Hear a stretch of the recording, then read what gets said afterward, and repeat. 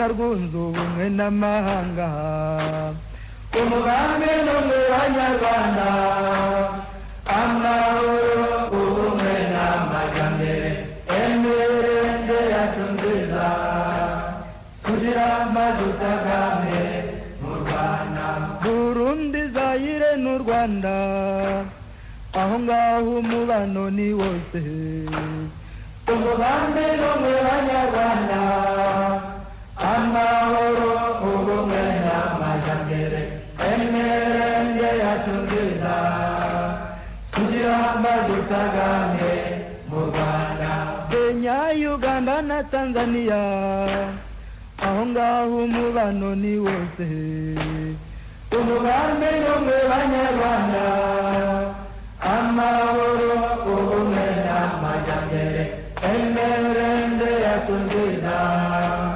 kugira amazi utagame mu rwanda amahanga yose muri iki gihe yose usanga avuga u rwanda neza umugambi n'umwe w'abanyarwanda amahoro ubumwe n'amajyambere emerende yacu nziza kugira amazi utagame mu rwanda okam umuryango w'afurika wose ukunganura turirimba umugambi n'umwe w'abanyarwanda amahoro ubumwe n'amajyambere emerende yacu nziza kugira amazi utagame mu rwanda uyu umuryango w'afurika wose ukunganura turirimba umugambi n'umwe w'abanyarwanda amahoro ubumwe n'amajyambere emerende yacu nziza kugira amazi utagame mu rwanda umugambi n'umwe w'abanyarwanda amahoro ubumwe n'amajyambere emerende yacu nziza kugira amazi utagame mu rwanda umugambi n'umwe w'abanyarwanda amahoro ubumwe n'amajyambere emerende yacu nziza kugira. Arakoze cyane kapitene Nsengiyumva muri iyo ndirimbo nziza cyane kuri icyo gihe cyayo yarimbaga ibintu byiza cyane ariko ijuru ryari rigiye kugwira abanyarwanda nk'uko tumaze iminsi tubibona radiyo ishaka ijwi rya rwanda freedom movement ivugira i kigali ivugirana kuri washington dc dufite saa 10 z'amanywa n'iminota 34 isaha za washington dc tukagira saa 3 z'ijoro n'iminota 34 isaha z'i paris buseri n'ahandi mu burayi bwo hagati tukagira saa 4 z'ijoro n'iminota 34 isaha z'iwacu i kigali uno munsi turi kwa mbere tariki ya 19 Gashyantare umwaka wa 2018 ukaba ari umunsi mukuru wa mutagatifu Yozefu shebuja wa Yozefu bose ba Yozefu mwese aho muva mukagera aho muri hose ku isi umunsi mukuru mwiza.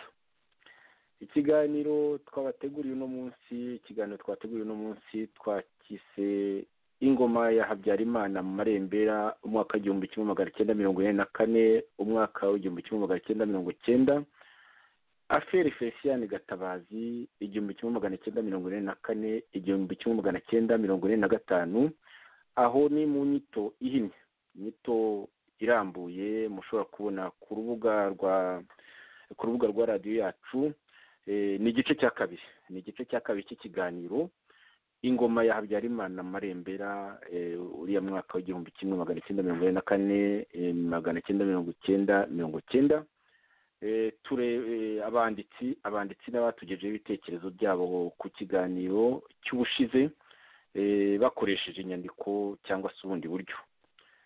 Felix Felician Gatabazi rero nk'uko twatangiye tubivuga ikaba ari iyo nkuru mu byo turi bubibagezeho uno munsi.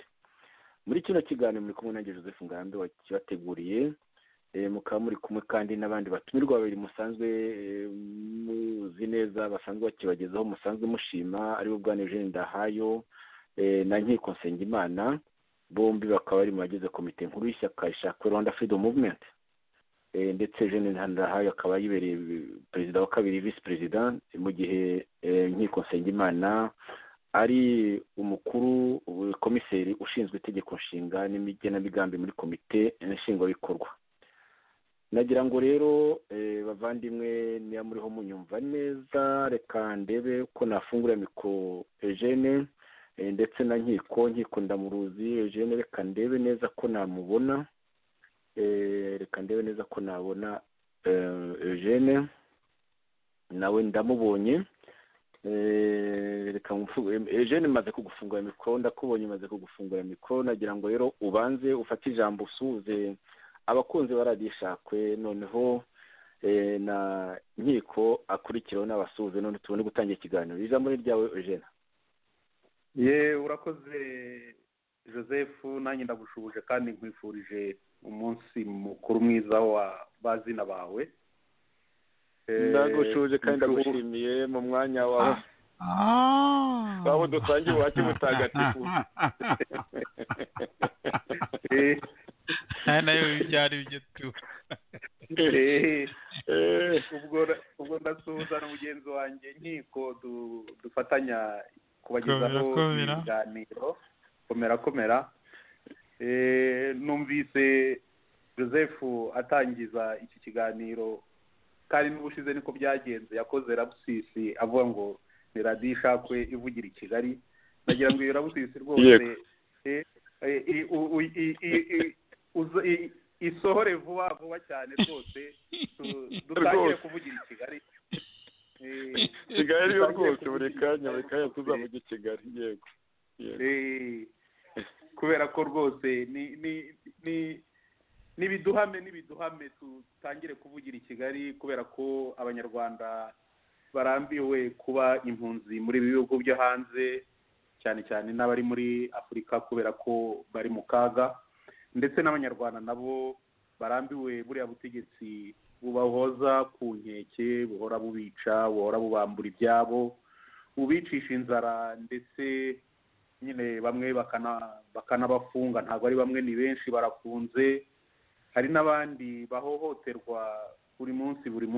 Nta munsi w'ubusa ku banyarwanda, bose bari mu kangaratete, barifuza ko ubu butegetsi rwose busezererwa, hakajyaho ubutegetsi bwizihiye abanyarwanda, cyane cyane ko abenshi bamaze kubona ko ibintu bigomba guhinduka, cyane cyane kandi bigahinduka mu buryo bwiza, kubera ko bafite experience, bafite amateka yacu atwereka ko buri gihe duhora mu miborogo. Akaba ari ngombwa rero ko iyo miborogo irangira, abanyarwanda aho bakabaho mu mudendezo.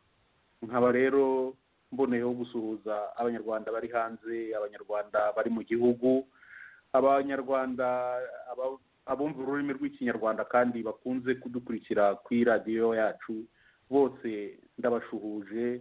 Ndizera ko baduteze amatwi, abatabishoboye uyu munsi bakazashobora gukurikirana ku bundi buryo iki kiganiro tugiye kubagezaho. Murakoze. Urakoze cyane Eugene, ndagushimiye rwose. Nkiko nakumvise, nanakumvise. Ijambo ni ryawe. Murakoze ubwo ugire umunsi mwiza. Ntabwo urakoze cyane. Niba wari wumvise ibyo mukomere. Ubwo rwose nanjye ndagira ngo nongere nsuhuze abarwanashyaka b'Ishakwe, abakunda u Rwanda, abakunda abanyarwanda, abavuga ikinyarwanda, abakunda Afurika. Ubu nizere yuko iki kiganiro kiza kubanogera. Akaba ari ngira ngo rero rwose nongere mbashimire ibyo mugenda mutugezaho, mutubwira iyo mumaze kumva ibiganiro byacu. Ubwo rero twumvise ntabwo mwari mwaturambirwa cyane, ariko ntimuturambirwe kuko turacyafite byinshi dushaka kuzabagezaho. Murakarama. Urakoze cyane Nkiko, urakoze cyane kandi no gushimira abana ku bwinshi bamaze iminsi batugezaho ibitekerezo, ibitwibutsa ibintu bimwe na bimwe, ibitwuzuza ndetse ndaza gutangira nkosora gatoya ku ncamake nari natanze kuri affaire Gatabazi, kuko umuntu waduhaye inkuru wayikurikiraniye hafi cyane yaravuze ati ahantu mwakosheje, nako ahantu igihe nakosheje kuko n'igihe watanze incamake ngiramwo amakosa nka rimwe cyangwa abiri, nza gukosora mu gutangira. Nabikoze ku rubuga rwanjye rwa Facebook, ariko ubu mu kanya ndabikora kuri radiyo. Tugereho gukomeza ikiganiro dutangiye, tumaze igihe turimo ingoma ya Habyarimana mu marembera mu mwaka w'igihumbi kimwe magana cyenda mirongo ine na kane, mu mwaka w'igihumbi kimwe magana cyenda mirongo cyenda. Turaza kwibanda kuri affaire Félicien Gatabazi, ariko si yonyine, turaza kuvuga n'izindi nyuma yayo, kuko icyo kiganiro mu by'ukuri ni ikiganiro kiri gishamikiye nako kigizwe n'ingingo zirindwi z'ingenzi nza kwibutsa mu kanya. Iki gice rero cya kabiri cy'ikiganiro ingoma ya Habyarimana mu marembera, abanditsi n'abatugejeho ibitekerezo byabo. Iki kiganiro twari twagitangiye ubushize tariki ya 14 z'ukwa gatatu 2018. noneho tuza kugira ingorane za tekinike. Tugize ingorane za tekinike tubararikira kugikomeza uno munsi, none uko twasezeranye niko tugiye kukibagezaho. Uno munsi kuwa mbere tugiye kugikomeza ya affaire Gatabazi twari twatangiriye, ariko nongeye byutse tutibagiwe n'izindi. Twibutse ko kino kiganiro gishamikiye kuri no nsanganyamatsiko ni izihe mpamvu zatumye ubutegetsi bw'abahutu, ubutegetsi bwa repubulika busenyuka butarengeje imyaka 32 mu gihe ubwo abatutsi bwa Cyaminyiginya bwo bwageze ku myaka irenga 400. Ibyo rwose nzajya mpora mbyibutsa kugira ngo tutabyibagirwa. Ibi rero ni ibigize mu by'ukuri icyo kiganiro tumaze amezi tubakorera.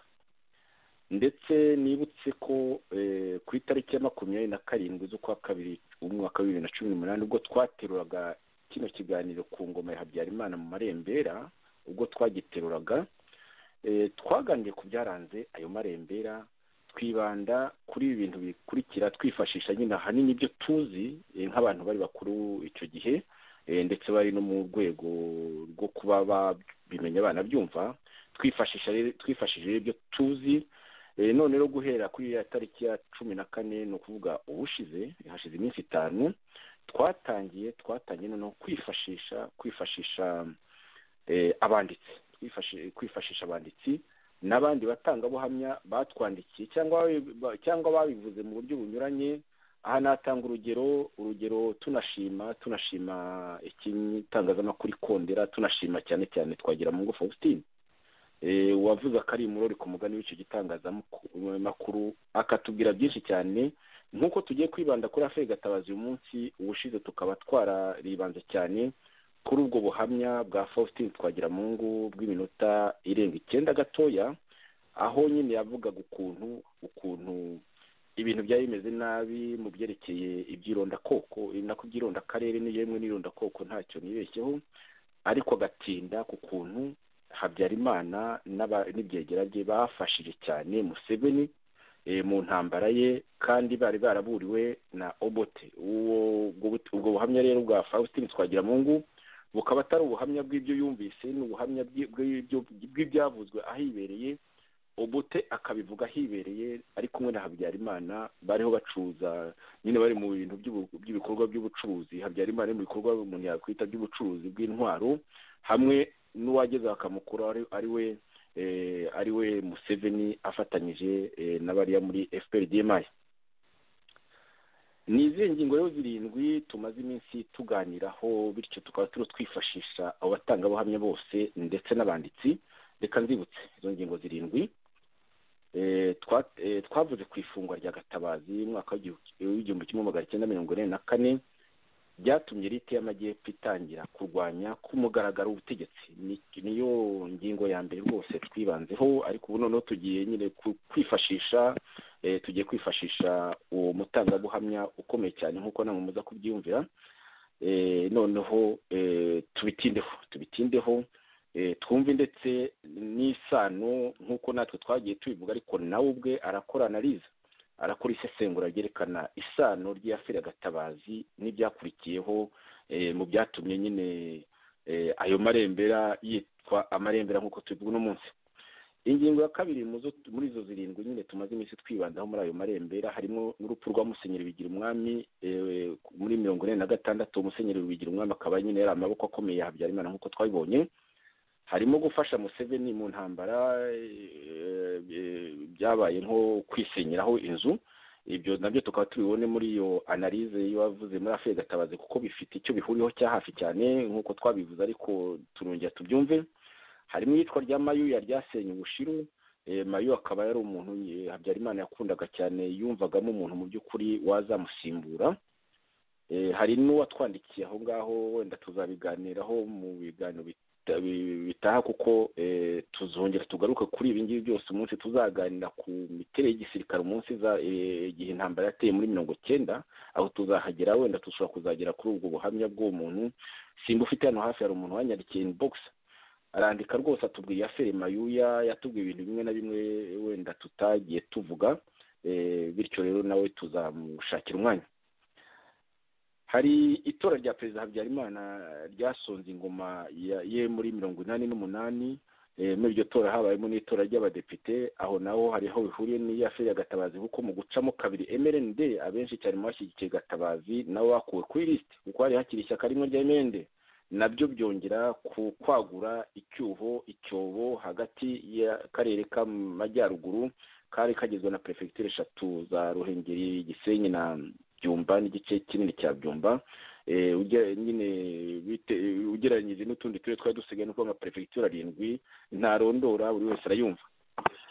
Ingingo ya gatandatu yindi twagiye twibandaho nayo ugenda usanga hirya no hino muri analyse wenda tuzibitabo twavuzeho, ariko no mu bitabo ntekereza yuko nk'igitabo cya Munyarugerero ndi gusabe Eugene Ndahayo kuba yadubwira incamake kuri izo ngingo zirindwi icyo yashoboye kubonamwo. Biri na hose biri no mu gitabo cya James Gasana, nubwo tutabiboneye umwanya byose wenda tuzana tubigarukaho ku buryo bunyuranye. James Gasana rwose ingingo zose nawe azikora analyse, yewe niyo Gatabazi nawe ayifite ubuhamya, ariko cyane cyane turaza kwibanda umunsi ku bwongo nyine yatwohereje umuntu akurikiye dosiye hafi. Ingingo ya karindwi nayo ya nyuma mu byahuse nyine mu byaranze ayo marembere ngo Habyarimana ni crise économique yahungabanyije ubufatanye hagati yabo mu rwego rwo hejuru ya elite y'abatutsi na Habyarimana. Hakaba byarakuri iyo crise nyine yaranaje no kugaragaramo nyine bikunze kujyana nayo devaluation, itakaza ry'agaciro ry'ifaranga 1988, ariko byumvikane ko iyo crise mu by'ukuri yagaragara kuva muri iyo myaka nyine ya 1980 aho ahangaho umuntu yashyiramo igihe babirara bavuga basezeraga nyine ku guverineri ari umuntu wundi w'ikigugu, ariko yari maze nawe kutumvikana neza n'ingoma kubera cyane cyane ibintu by'ubwikubire, ibintu byo gusahura byari bimaze nabyo gukabya n'ibindi bibazo nyine byagendaga bikura. Turagira ngo rero tudatinze dutangire iya Afurika Gatabazi. Mbere yo kugira ngo nsome ubwo butumwa, Eugene Ndahayo wenda hari ikindi wakongeraho wanyunganira kuri ibyo maze kuvuga, mbere yo kugira ngo wenda nsome iya Afurika Gatabazi nk'uko twagejejweho n'umuntu dushimira. Urakoze Ngarambe, numvaga nta kindi nakongera kuri iyo ncamake. Nagira ngo ingingo zose wavuze twagiye tuzikomozaho mu biganiro bishize. Nagira ngo rwose wenda tudatinze duhite dufata iyo ngingo kubera ko ni igika gikomeye cyagaragaje kujegera kwa MRND, kubera ko nk'uko wari umaze kubivuga ryari ishyaka rimwe rukumbi abanyarwanda bose bakubiyemo, kandi byavugaga ko no mu itegeko nshinga ryarimo ko utashoboraga gukora politike, nta handi washobora gukora politike atari muri MRND. Urumva rero ko iya Afurika Gatabazi ubwo abantu batinyukaga ku mugaragaro bagapinga, niko uyu ngubu basigaye babyita, bagapinga ubuyobozi bavuga bati ntibishoboka, ibintu ntabwo mugomba kubikora nk'uko mubyishakiye, nk'uko mubyifuza. Hari amategeko ahari, nubwo ayo mategeko yabaga yarakozwe mu rwego rw'ishyaka rimwe n'umuntu umwe, ariko abantu bari batangiye gushirika ubwoba, batangiye kuvugira ku mugaragaro, bakanavuga bati aho mutujyana ntabwo ariho, ibintu murimo gukora ntabwo dushobora kubyemera, nyine bamwe bakaba barabizize. nagira ngo rero rwose duhite tujya kumva ubwo buhamya uwo muntu yatugejejeho, hanyuma wenda bari gutuza gukoraho komantere. urakoze cyane Eugene. nagira ngo rero ntangire nkosora kuko uwo muntu waduhaye ubuhamya ubushize tariki ya 14 tumaze nyine gukora icyo kiganiro, yaracyumvise yumva ikosa nari nakoze mu ncamake, ararikosora arabinyandikira. reka rero nabikoze kuri Facebook nk'uko nahise bwake rwose mbikora kuri Facebook nk'uko natangiye mbivuga. waduhaye rero ubuhamya kuri Aferi Gatabazi yansabye gukosora ibintu bibiri muri komantere yanjye yo ku itariki ya 14 za kuno kwezi. yaragize ati bwana Felicien Gatabazi yari afungiye i Kigali muri 1930, ntabwo yari afungiye i Butare ku Karubanda nk'uko nabivuze. icya kabiri yavuze ati interrogatoire za Maneko Nduwayezu zitoteza Gatabazi zabaye yaramaze gukatirwa imyaka 5 y'igifungo. reka rero noneho twongere tumushimire rwose, noneho mbere yo kugira ngo rwose dusome buno buhamya bwe bwose ntacyo twongeyeho, nta risque zo gukora ikosa, mbere yo kugira ngo tutangire reka nyine tumushimire nyine. iki kiganiro cyacu ni ikiganiro interactive, ni ukuvuga ko tuba twifuza yuko aho twaba twakosheje, aho twaba twavuze ibintu wenda ku buryo budahagije, nyine bagenzi bacu batugezaho nk'uko nyine nawe yabitugejeho.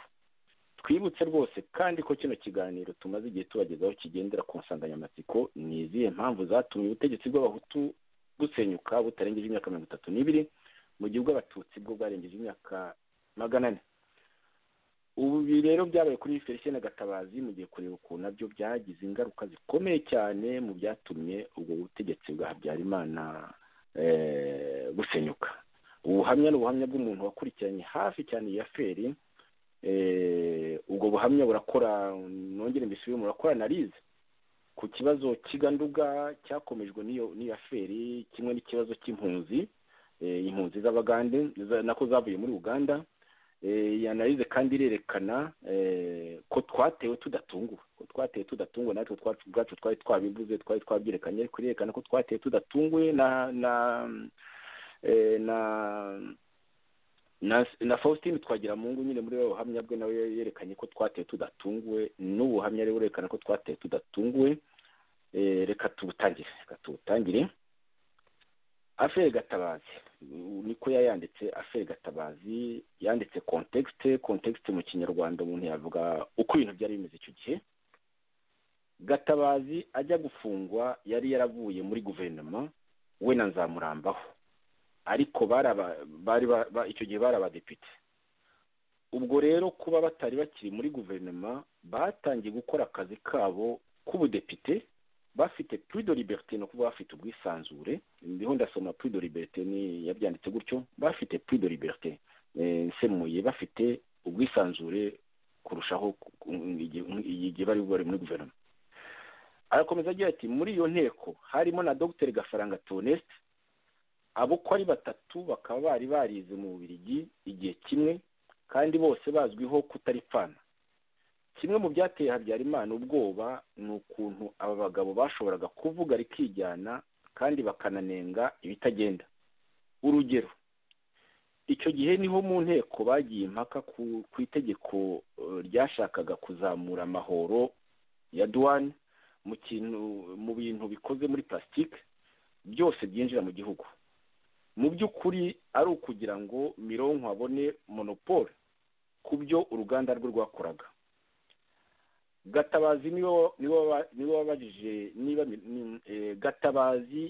wabajije niba Mironko akora za seringue en plastique. no kuvuga ahangaha reka nsobanure seringue en plastique. seringue ni twa tundi tuba turimo umuti mu rushinge rumwe batera, ka kantu nyine kaba karimo umuti, niko bita seringue. nyine bakawutera umuntu mu mubiri.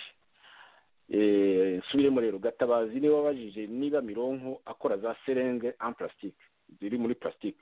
kuko ntabwo zari zikiri mu byuma icyo gihe serenge mu by'ukuri twatumizaga mu mahanga zari serenge ziri muri plastique. Noneho rero Gatabazi akabaza ati ese Mironko azanakora za serenge zitera abarwayi muri plastique. Dukomeze. Nyuma aba bagabo nyuma abo bagabo baravuyemo, iryo tegeko ryaje gutorwa rinahombya benshi, barimo Configi yari isigaye isaba abaguze konfitire kugarura za po bakoresheje, kuko izo bavanaga hanze zabaga zirusha konfitire igiciro. Ngira ngo za po muzi ko ari ndi nyine twa plastique, icyo gihe nicyo twakoreshwaga bashyiragamo izo za konfitire. Uyu rero mutangabuhamya aravuga ati nyuma abo Bagatabazi n'abandi baravuyemo, ni ukuvuga muri legislature ya 88 iyo twavuze, twagiye tunavuga iryo tegeko ryaratowe nyine ryo guha monopole. Ahandi ndasobanura. Noneho konfitire irahenda ku buryo wasangaga nyine ako gapo ni kandi nyine bashyiramo konfitire igahenze kurusha konfitire ubwayo. Dukomeze. Ndaza kugenda ndasobanura cyeka ndahansanga hari Igifaransa, ndagenda ndasobanura kuko ubuhamya ni burebure. L'accusation ukurega l'accusation kuri Gatabazi. Amafaranga bahayeho avance mu mirimo yagombaga gukorwa, mu babonye iyi avance harimo Kifarma, Hydrobat ya Nzabarinda, uyu wari ufite indege, n'abandi benshi barimo ikamyo ya Madame Gatabazi, ikamyo ya Madame Nyabyenda Boniface, minibus ya Madame Dr Kayihura Vincent. Ikibazo rero cyatangiye cyitwa ko abo bayobozi batatu ba Ministeri ya Affaires Sociales, Ministeri nyine y'imibereho y'abaturage, bahaye ibiraka imiryango yabo. Ahangaha haributsa yuko Gatabazi yari ministre, Nyabyenda directeur general, Kayihura secrétaire general. Arakomeza agira ati, umutangabuhamya akomeza agira ati, twibutse ko amafaranga ya HCR eno aya leta atari aya leta, amafaranga yari aya HCR atari aya leta. Ahashaka kugeza twibutse ko amafaranga yari aya HCR atari aya leta. Ariko mu rubanza Maître Mbonampeka waburaniraga Gatabazi yibukije ko urebye umuhanda wa Kigali Ruhengeri uri muri chantier wasanga amakamyo yarayande. Niko yabajije Maître Mbonampeka. Kubera ko guhana ibyo byari kuba ari ukwirengagiza ko abakiga nabo bihaga ibiraka, bahisemo kuvuga ko izo modoka nta kazi zigeze zikora. Ariko mu rubanza ba nyir'ubwite batanze ikimenyetso simusiga cy'ibaruwa Ministre Muganza wasimbuye Gatabazi yandikiye ba nyir'imodoka azirukana ku kazi. Ibyo bikaba bivuga ko bazirukanye zikora.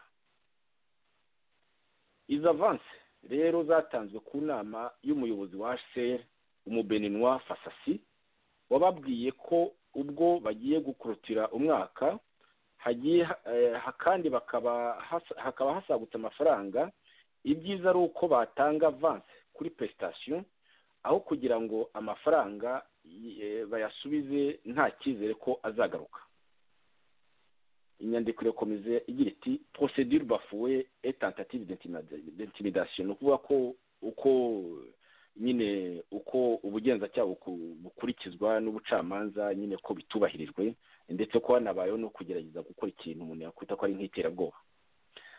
Babanje gushaka Fasasi, no kuvuga directeur wa HCR, babanje gushaka Fasasi ngo abe yavuguruza iyo contexte arabangira. Nyuma batangiye kwiruka ku badepite batera ubwoba ngo bazatore ko immunité ya Gatabazi ivaho. Ubwo rero abashyigikiye Gatabazi nabo bakoraga inama ngo barebe uko bazarwanya ubwo busabe bwo kuvanaho immunité. Muri assemblée inama yari iyobowe na Ntaho Bari wari perezida w'icyo gihe muri mwaka w'1944. Mugemana wari ministre wa justice yari yagiye gusobanura ibijyanye n'amategeko. Habaye entorse, no kuvuga ko habaye nyine kutubahiriza, habaye entorse nyinshi ku mategeko muri iyo nama yo kuvanaho immunité ya Gatabazi. Izo entorse agiye kuvuga izo arizo. Bifuje ko Gatabazi yasohoka ikibazo cye kikigwa adahari.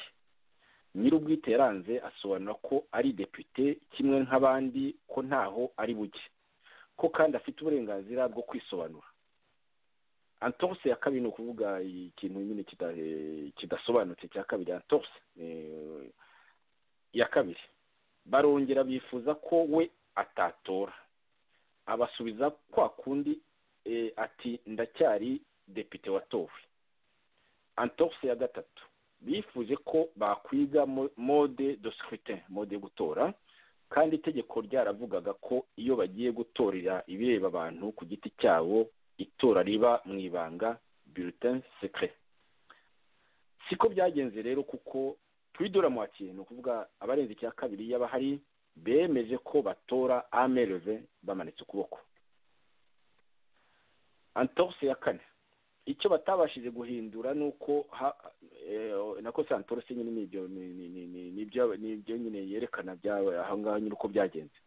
Icyo batabashije guhindura nuko hagomba 2/3 by'amajwi kugira ngo immunité iveho. Baratoye nyine batora bamanitse ukuboko, baratora 2/3 birabura. Bajya kubarura bati ko duteranya amajwi ntahure n'umubare w'abari hano.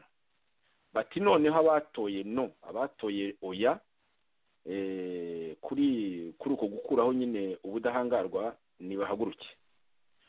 Nanone 2/3 birabura. Bati noneho abo batabishaka nibajya imbere tubarebe. Bajyayo biba kwa kundi, ubwo impaka zishiriraho. Aha ndagira ngo bagenzi banjye nyine mwumve kuko iyo intimidation kuko yabaye yarayisesenguye. Dukomeze ubwo buhamya. Sinzi niba wenda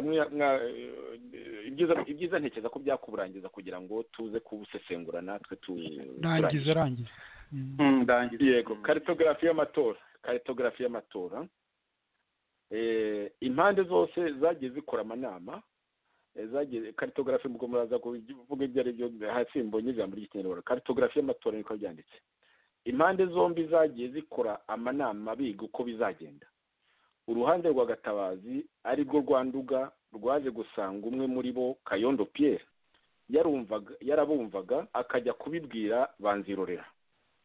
Kayondo wo mbere yo kuba depite yari chef wa cabinet muri Minitrap. Uwamugize chef de cabinet bwa mbere ni Gatabazi mu mwaka w'1777 1978 wanza ntabivuze neza 1977 uwo Kayondo rero Gatabazi akaba yari bimugize abaye ministre w'iyo ministeri. Nzirorera aje muri iyo ministeri aramugumana Kayondo Pierre kuko yari chef wa secretariat ye muri Ponze Chaussée, aho Nzirorera yamusanze Gatabazi ari wahamusize agiye gutegeka EGR i Burundi, electrification de Grand Lac i Burundi. Amatora rero yerekanye ku buryo bugaragara ko ya mahoro n'ubumwe hagati ya Nduga na Rukiga ari amagambo. Uwo ni uwo mutangabuhamya rwose bivuga. Agiye kubyerekana ati amatora rero yerekanye ko amatora rero yerekanye ku buryo bugaragara ko ya mahoro n'ubumwe hagati ya Nduga na Rukiga ari amagambo. Aratangira agira iti mu kubisobanura ko byo ari amagambo. Ati Gisenyi, Ruhengeri na Byumba batoye ko immunité ivaho. Gisenyi, Ruhengeri na Byumba batoye ko immunité ivaho, no kuvuga abadepite baho bakomoka. Butare, Gikongoro na Gitarama batora ko igumaho. Uretse abantu bamwe Kayondo wo na Sindi ku bwabo. Twibutse ko abana bakize atatoye kuko yari muri mission, ko kandi yari proche ya Gatabazi, no kuvuga yari umuntu w'inshuti cyane ya Gatabazi, yari proche ya Gatabazi cyane. Akaba uwo abana bakize ari n'umwe muri bake bakomeje kumubera inshuti. Mu yandi ma prefecture bamwe bagiye bashyigikira Gatabazi nka Pasikazi y'amasengesho muri Kigali ngari wenyine. Arandika entre parenthèses ati urumva ko bacondo Gervais ko batoye bo nk'abakiga, niko yanditse entre parenthèses.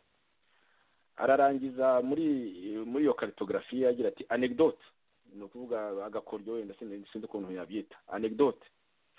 depite witwa Birari Jean Damascene wa Kigali yari yicaranye na Gatabazi amwizeza ko nta kabuza ari bumushyigikire, kw'ibyo atora rwose ari bubimwereke.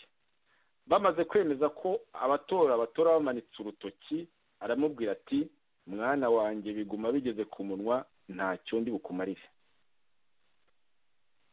Buhamya bakomeza bugira buti inama irangiye rero Habimana Bonaventure ntaho bari na Minisitiri Mugemana bagiye gutanga raporo kwa Habyarimana iryo joro, ngo yabyakiranye uburakari bwinshi, ahera ko abwira Mugemana ko bafata Kayihura, Nyabyenda, abagore babo ndetse n'uwa Gatabazi.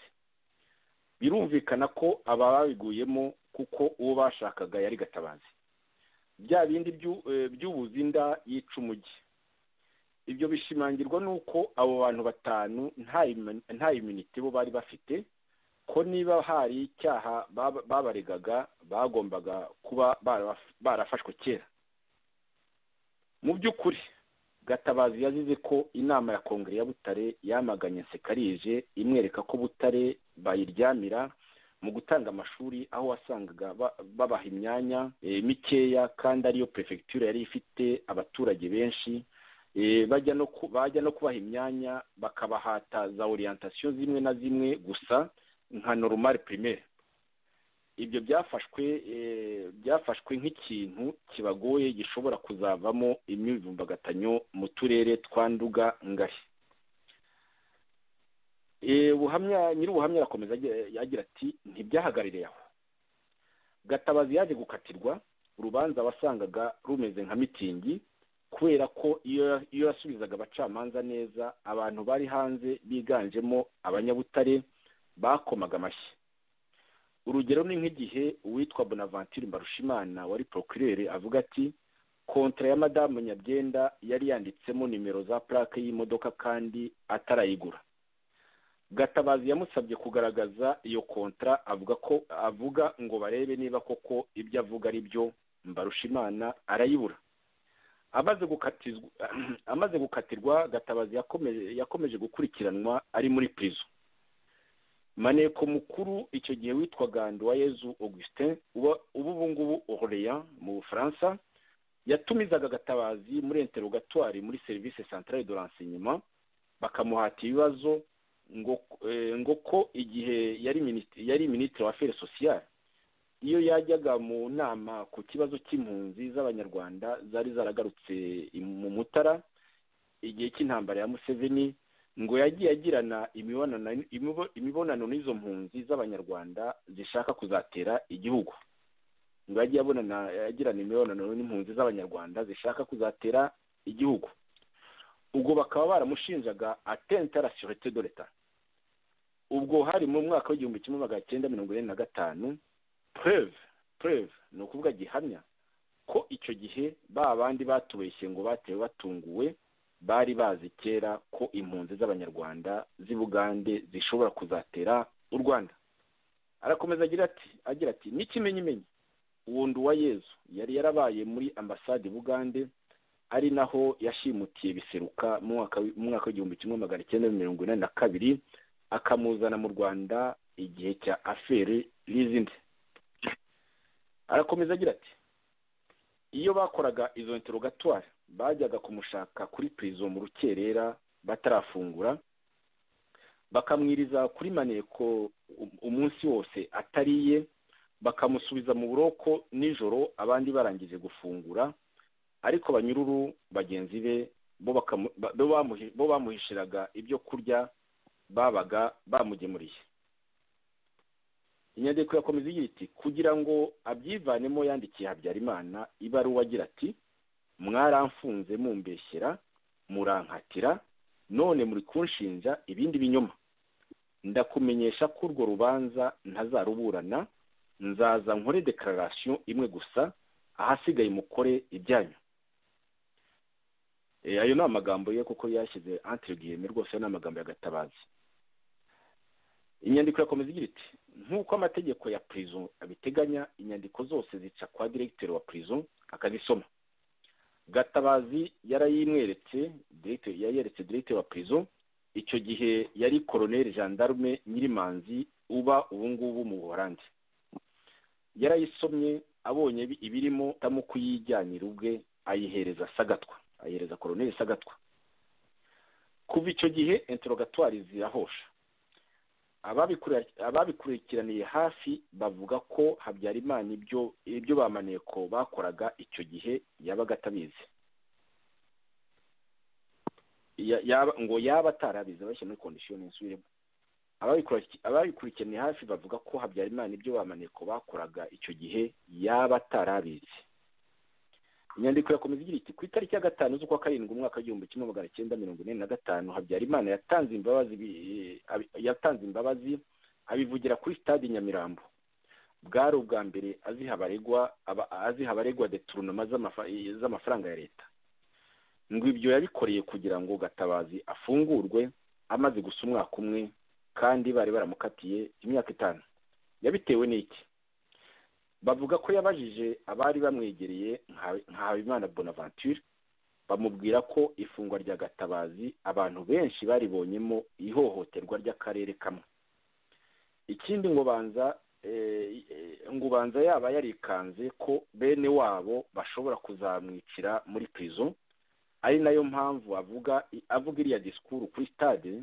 Gatabazi we yari yaraye afunguwe, abandi banyururubo baje gufungurwa kwita, no kuvuga nyuma yaho. Consequence politique, ingaruka za politique. Mu rwego rwa politiki igihe cy'amatora akurikiyeho y'abadepite, MRND yavanye ku maliste abarideri bakomeye bo mu majyepfo n'abandi badepite bose bari barashyigikiye Gatabazi. Aratanga amazina: Nzamurambaho, Abanyabutare bose, Gafaranga, Nyiramutarambirwa, Pio Kayibanda we baramutinye, niko bavuga. Pio Kayibanda we baramutinye. Abandi bavuyeho ni Masengesho Pascazia n'abandi, nta barondora bose. Arakomeza agira ati bityo Habyarimana wari umaze gushwana na baride babaguyi n'abanyaruhengeri muri aferi zinde abaciye ukubiri burundu n'abanyenduga bari bataramubabarira ibyo yakoreye Kayibanda na bagenzi be. Habyarimana asigara ari nk'akagati gahagaze mu nyanja gashobora guhungabanywa n'umuhengeri uwo ari wo wose.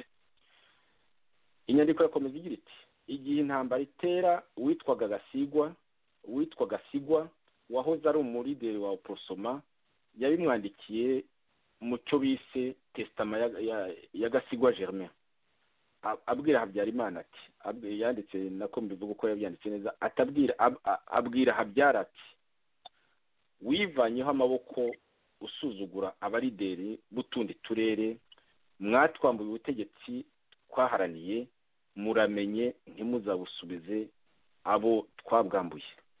Niko rero inyandiko irangiza nyine kuri iyo testament ya Gasigwa Germain. Nagira ngo rero Eugene nako iyi nyandiko ubuhamya rwose nongeye gushimira uwo muntu wakurikiraniye hafi cyane inaferi ya Gatabazi. Ubwo buhamya duhaye rwose buremereye cyane kandi burimo analize yimbitse nyine yerekana ukuntu nyine aferi Gatabazi yaciyemo kabiri MRND ikerekana nyine ko ya mahoro n'ubumwe nk'ayo twatangiye nyine twumva muri indirimbo Umugambi n'Umwe yari indirimbo gusa. Ijambo ni ryawe. Urakoze Joseph. Nanjye ndagira ngo nshimire uwo mutangabuhamya kubera ko yerekanye rwose uko icyo bita aferi Gatabazi yagenze. Yakoze analize nziza, yatanze uko ibintu byagiye bikurikirana.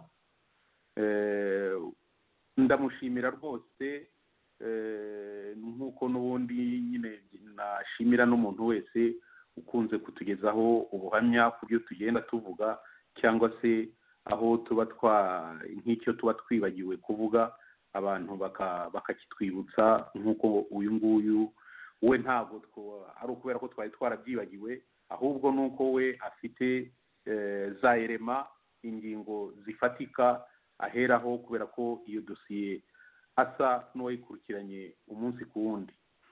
Ibyo ari byo byose nawe aremeza nk'uko natwe twabyemeje ko aferi Gatabazi ari yo yatangije ku mugaragaro icyo umuntu yakwita opposition muri MRND hagati y'abo bita abakiga n'abo bita abanyenduga, kubera ko uko byabaye nyine nawe kandi yabikomojeho, imbarutso yabaye ikibazo cy'amashuri n'ukuntu bari bakibajije Sekarije we aho kubasubiza we agashaka kubashyiraho ibintu bimeze nk'agasuzuguro cyangwa se guhakana ko nta vangura karere ryari riri mu mashuri, kandi baramwerekaga ibimenyetso bifatika kandi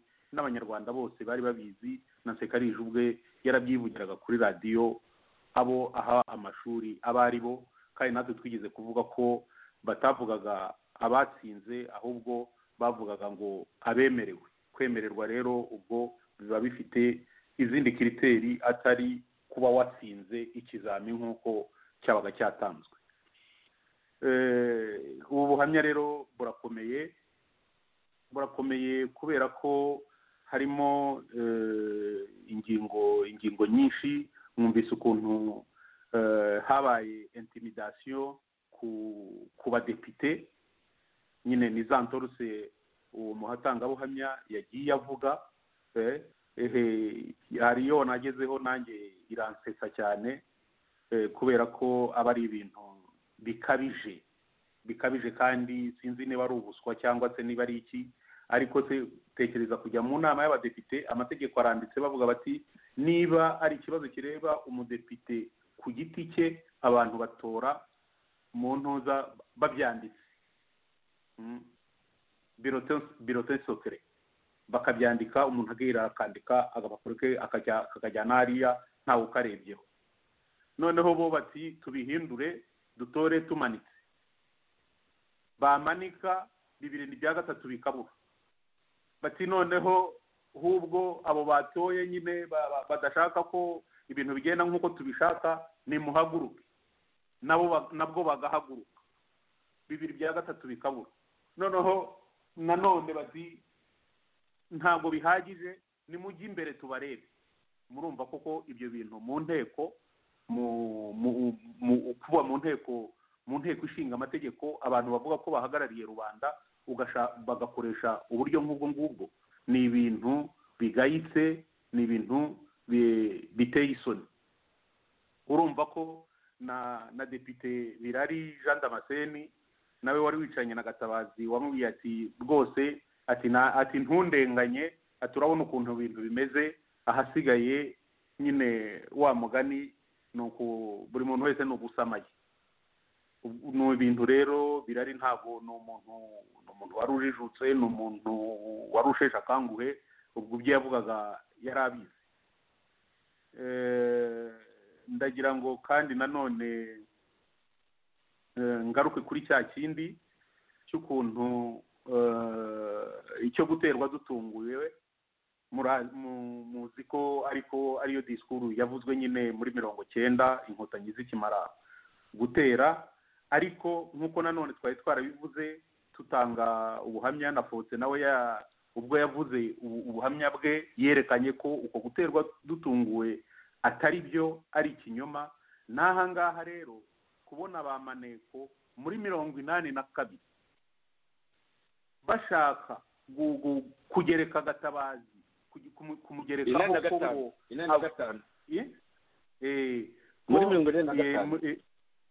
ko kumugerekaho ko ngo kubera ko ngo ari minisitiri wa Affaires Sociales n'ikibazo cy'impunzi kikaba kiri mu nshingano ze, ngo kubera ko ngo yagiye mu manama ngo avuga kuri icyo kibazo bagashaka kumushinja ko ngubwo ngo nyine ngo nawe akorana n'impunzi zishaka gutera u Rwanda.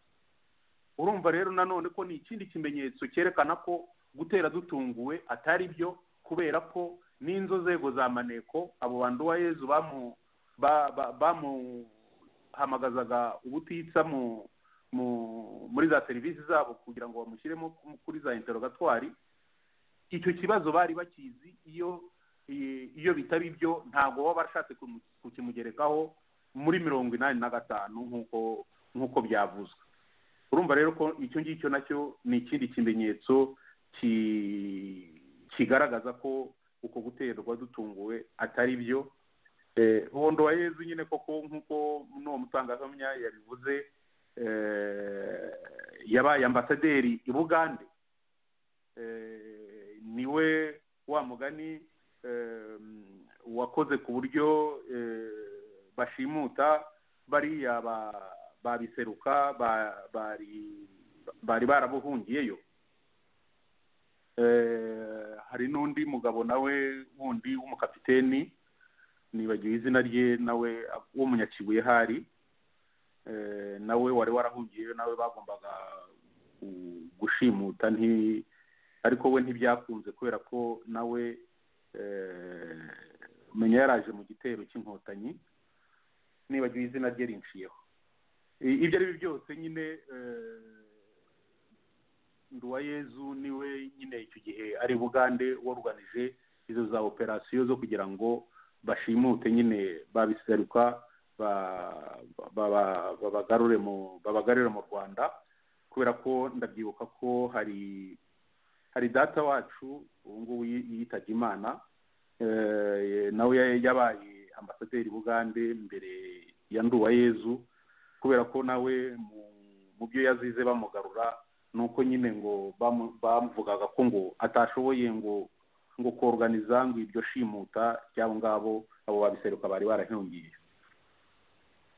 Ubwo nanone muri ubwo butumwa, muri ubwo buhamya nako urumva ko konsekanse ya feri ya Gatabazi koko ari uko zimwe muri konsekanse ari ukuba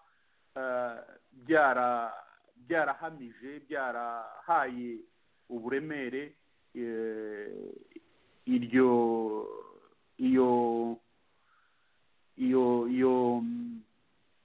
iyo aferi ya Gatabazi ya opposition hagati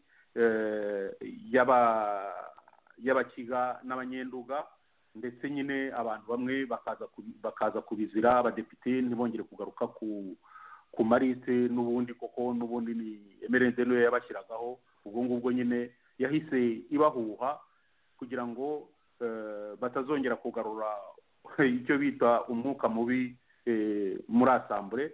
Ariko ingaruka ikomeye nyine nuko Habyarimana bya bindi ya politiki yavugaga ngo ni ubumwe n'amahoro yagaragaje limite zayo. Ubwo nyine yari asigaye ari wenyine, kubera ko icyo gihe yari yaragize ibibazo no muri abo ngabo bo mu majyaruguru, kubera ko hari harabaye ibya ba Kanyarengwe n'ibya Rizinde. Ntabwo rero bari bakivuga rumwe, ntabwo naho mu majyaruguru bari bagifite ya unite.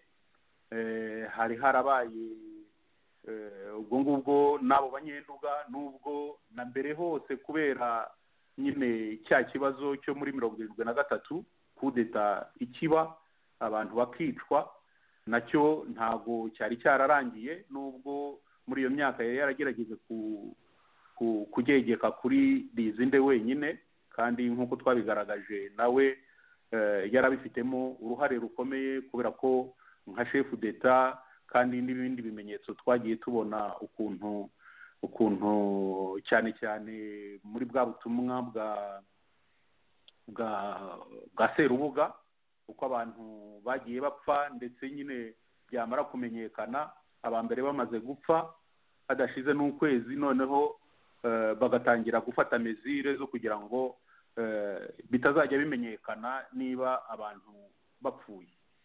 Urumva rero ko wa mugani wa Gasingwa yari asigaye ahagaze nk'agati ko mu nyanja nyine ari wenyine, kubera ko usibye nyine akazu kari akazu ke ka hafi yari asigaranye, ariko iya feri ya Gatabazi nyine yatumye ibyo byose byikiristaliza ku buryo umuntu atatinya kuvuga ko ari wa mugani, ari yo ntangiriro y'iherezo ry'ingoma, y'ihirima ry'ingoma ya Habyarimana, nk'uko twabibonye muri 1990 inkotanyi ziteye nyine, noneho muri 1994 zigafata ubutegetsi nyuma ya jenoside. ubwo bampagarariye aho ngaho na mugenzi wanjye Nkiko akagira ibyo yongeraho. urakoze cyane Eugene, urakoze cyane rwose. dukomeje ku kiganiro cyacu ingoma ya Habyarimana mu marembera umwaka w'igihumbi kimwe magana cyenda inani na kane, umwaka w'igihumbi kimwe magana cyenda mirongo cyenda, twumva ubuhamya bunyuranye bushimangira mu by'ukuri ibyo twavuze. aha bikaba nanone byibutse mu rwego rwo kureba impamvu zatumye ubutegetsi bw'abahutu repubulika busenyuka butarengeje imyaka 32 mu gihe bw'abatutsi cya Minyiginya bwarengeje imyaka 400. nagira ngo rero muvandimwe Nsengimana Nkiko nawe ugira icyo uvuga kuri ya feri Gatabazi. mu by'ukuri twayivuzeho kuko natwe turayizi, ariko uyu mutangabuhamya wayikurikiraniye hafi cyane, hari byinshi atwunguyeho binagire rwose bigaragara koko yayikurikiraniye hafi. ijambo ryawe Nkiko.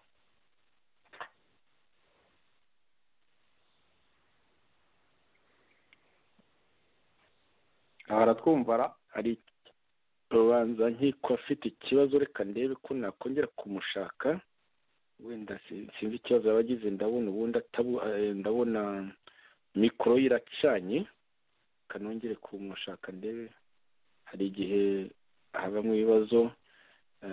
Nkiko waba uriho twumva? mbonye yohereze message arimo kuvuga ngo mukomeze ngo we ngo byahagaze. ubwo ngubwo reba niba ari ikibazo tekinike kiri muri studio cyangwa se niba ari ikindi, niba ari ikibazo tekinike ntacyo mbona na gitoya, ntacyo mbona gihari, ntabwo mbyumva na gatoya. reka nongere mutumize, sinzi wenda ikibazo ashobora kuba agifite ku giti cye. reka nongere muhamagare gatoya, ariko nagira ngo niba ari hatwumva abe yakoresha telefone. noneho ngiye kongera gukoresha uburyo bundi nakoresheje, mutumize. ndongera ndamutumiye wenda twaba dukomeje ikiganiro. ndongera ndamutumiye, ariko niba ari hatwumva agerageza gukoresha n'uburyo bwa telefone. urabona rero ko iya feri Gatabazi twahaye umwanya wa mbere muri biriya bintu 7 byerekanye amarembera y'ingoma ya Habyarimana. mu yandi magambo ubwabyo nyine byahusiye iyo ngoma. harimo iyo feri nyine ya Gatabazi, uko kuntu bashatse kumusya mu by'ukuri, kugira ngo nyine atazakomeza kuvuga icyo kibazo cy'uburyamirane. hari ibintu bitavugwaga, uzi ko bishe abantu bo muri Repubulika ya mbere, twarabivuze, ariko wasanga abantu bacecetse. Eugene uri mu bo byagizeho ingaruka kuko bakwiciye umubyeyi, ariko nk'uko wabivuze warahitaga ndetse wanahura nabo kwa Kayibanda nabo biciwe, buri wese akambuka umuhanda ntanarebe n'undi, kubera iterabwoba ryari rihari. iryo terabwoba rero nibyo bashatse gukomeza, na nyuma yari izindi, kandi ingoma imaze kugira imbaraga nkeya. Nkiko wabugarutse, reka dukomeze dutegereze, wenda araza gukira. wagarutse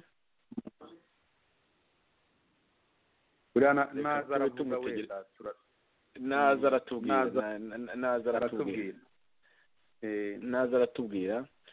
noneho rero ukuntu hari iterabwoba, none iryo terabwoba n'abariteraga barimo barizinde bakaza nabo kugira ingorane n'abakanyane, kuko nabo nuko barigira. noneho iyo ngoma nyine yari yunze ubumwe, mu kwikubira mu rwego rw'akarere ko ku Rukiga no mu gutera ubwoba utundi turere dusigaye tugizwe n'amaperefegitura 7. Iyo ngoma nayo yari imaze guhungabana mu myaka ya za 1981 na 2 kugeza n'iyo 1944 nk'uko twabibonye, ariko haza kuba muri iyo revandikasiyo y'agatabazi utararipfanaga.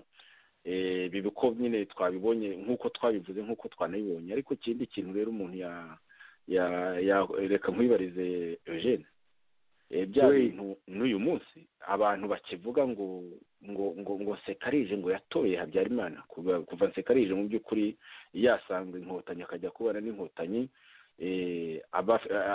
abakotanira umurage wa MNDCD usanga bakwiza ngo Habyarimana ari umuntu mwiza, ngo ariko ngo yatoberwaga na Nsekarije. None se ibyo bintu byakorwaga na Nsekarije? Ingoma yose yarahagurutse ni Habyarimana arimo, nk'uko biro bigaragarije muri bya Eugene.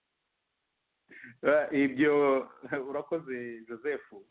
Ibyo ni bya bindi abanyarwanda bamenyereye nyine bavuga ko umwami atica hica rubanda. Ariko nyine ibyo ngibyo ntago iyo uri a responsabilité, niba uri umuyobozi ntago ushobora gusonerwa ibiba byose igihe ari wowe uyobora, kubera ko niba uri umuyobozi wo hejuru nicyo ububereyeho, biba bivuga ko ugomba nyine kumenya uko uyobora igihugu. Niba hari abantu bakwangiriza, kuki utabavanaho ngo basimbuze abandi? Ibyo ngibyo ni nka biriya Kagame n'ubu ngubu akora, akajya nka hariya ukumva ari itotomba, ari kuri televiziyo, ari kuri radiyo, aravuga ngo abantu bamunaniye se bate kandi ari ubashyiraho? Niba ababonyeho amakosa kuki atabavana? Icyo gihe rero niba wowe udashoboye kubavanaho, ubwo nguko nuko nawe ntacyo umaze, nuko nawe udakora inshingano zawe. Ukwiye kuvaho. Wenda ukabibasigira noneho aba ari bo bibazo, kubera ko wumva uba udashobora kubibaza. Ibyo ngibyo rero ni umuco mubi abanyarwanda bafite wo gushaka kugira kurengera umutegetsi. Ni ibintu bishobora kutwokama turebye nabi, kubera ko buri gihe tuzajya genda tuvuga gutyo. N'ubu ngubu ugasanga nk'ibyo ngibyo nari maze kuvuga nyine, Kagame arajya hariya akitotomba, ugasanga ahubwo abantu bagacinya inkoro hasi, bakamubwira ngo rwose mubyeyi, ngo koko ngo twarakosheje, ngo ni wowe wenyine ukora, ngo twebwe abandi ntacyo tumaze. Ibyo ngibyo rero ni umuco mubi abanyarwanda bakwiye kuvamo. Niba namwe mwumva ko ntacyo mumaze, kuki mutademisiyona ngo muve ku mirimo yanyu, noneho hajyeho abandi babishoboye? Kubera ko abantu muri miliyoni 10 z'abanyarwanda ntabwo habura abantu 20 baba abaminisitiri cyangwa se bakora izindi nzego. Abanyarwanda ubu ngubu barajijutse, ntabwo wajya igihe icyo ari cyo cyose, ntabwo wajya uvuga ko abantu imirimo yabo bayikora nabi, wowe ubashyiraho akaba ari wowe ujya aho ngaho ugasa n'utanga umugabo, kandi ufite ubushobozi n'inshingano zo kugira ngo ubuzima bw'igihugu bugende neza, inzego z'igihugu zikore. Ibyo ngibyo rero ni ibintu abantu bagomba kuvamo. Iyo ni imiteto, n'abantu ni bya bindi by'abanyarwanda nyine byo guhakwa, hari kumenya ari byo byatwokamye, kugira ngo dushobore kureba hari ko natwe twagira indonke zituruka kuri iyo myanya yo hejuru, cyane cyane ko igihugu cyacu nyine byagaragaye ko kubera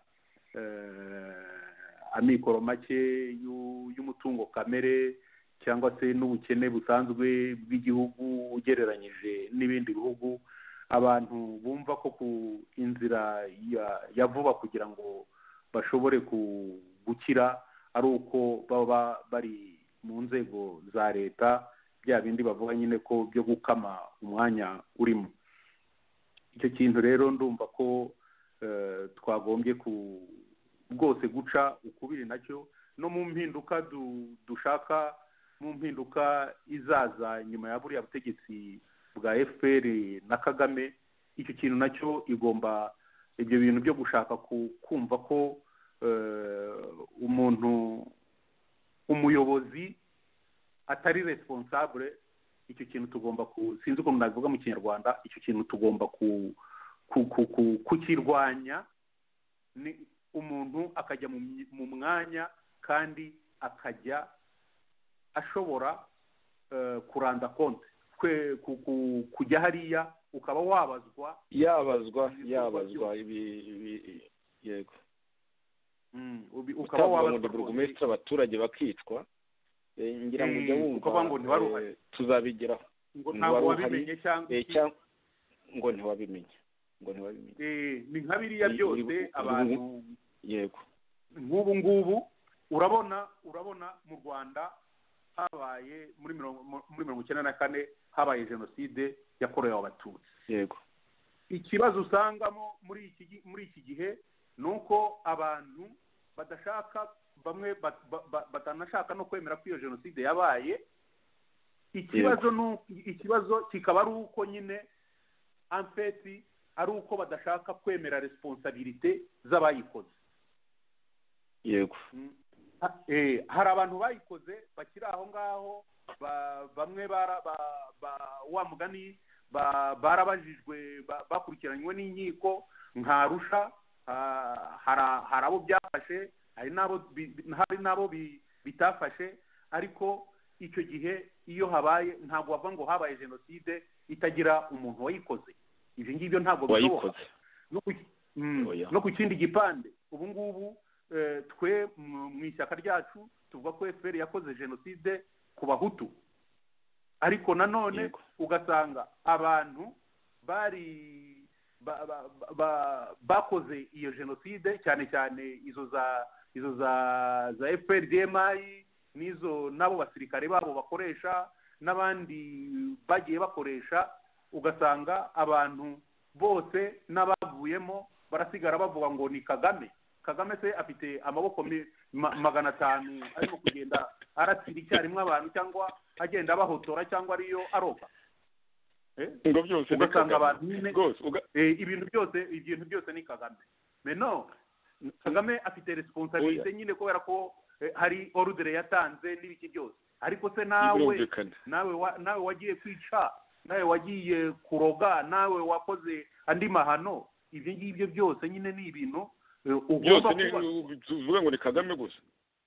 Ni nk'ibyo ngibyo byose rero abo ngabo bashaka kurengera Habyarimana bakavuga ngo ubwo ngubwo ngo ni Nsekarije se yakoraga, yari mu gihugu cye. Nsekarije se ni wari perezida. Kandi rero ibi byose binagaragaye tumaze kubona Habyarimana, biya byo gutera ubwoba abadepite, biya byo kubakura kuri liste, ntabwo Nsekarije wabikoze, ni Habyarimana ubwe n'akazu. Habyarimana ubwe n'akazu yari inyuma Nsekarije. Izi ni preuve, abantu banga preuve zigaragara. Ahubwo rero tugarutse kuri aho wari uvuga ngo ibintu byose ngo ni Kagame, tekereza abamaze iminsi nabo badutera intugunda wo muri MNDCDR, ngo ariko ngo rero tukavuga amazina, tujye tuvuga irya Kagame gusa. Rero n'abantu muri MNDCDR babibonye ngo ariko ngo turakabye ngo tuvuga n'amazina. Mu yandi magambo abantu barapfuye ko nta wabishe ntukamuvuge. Kandi kuri radio yacu, twe tufite radio yacu, twiyemeje kujya tuvuga byose ibyo dutekereza ko bigomba kuvugwa.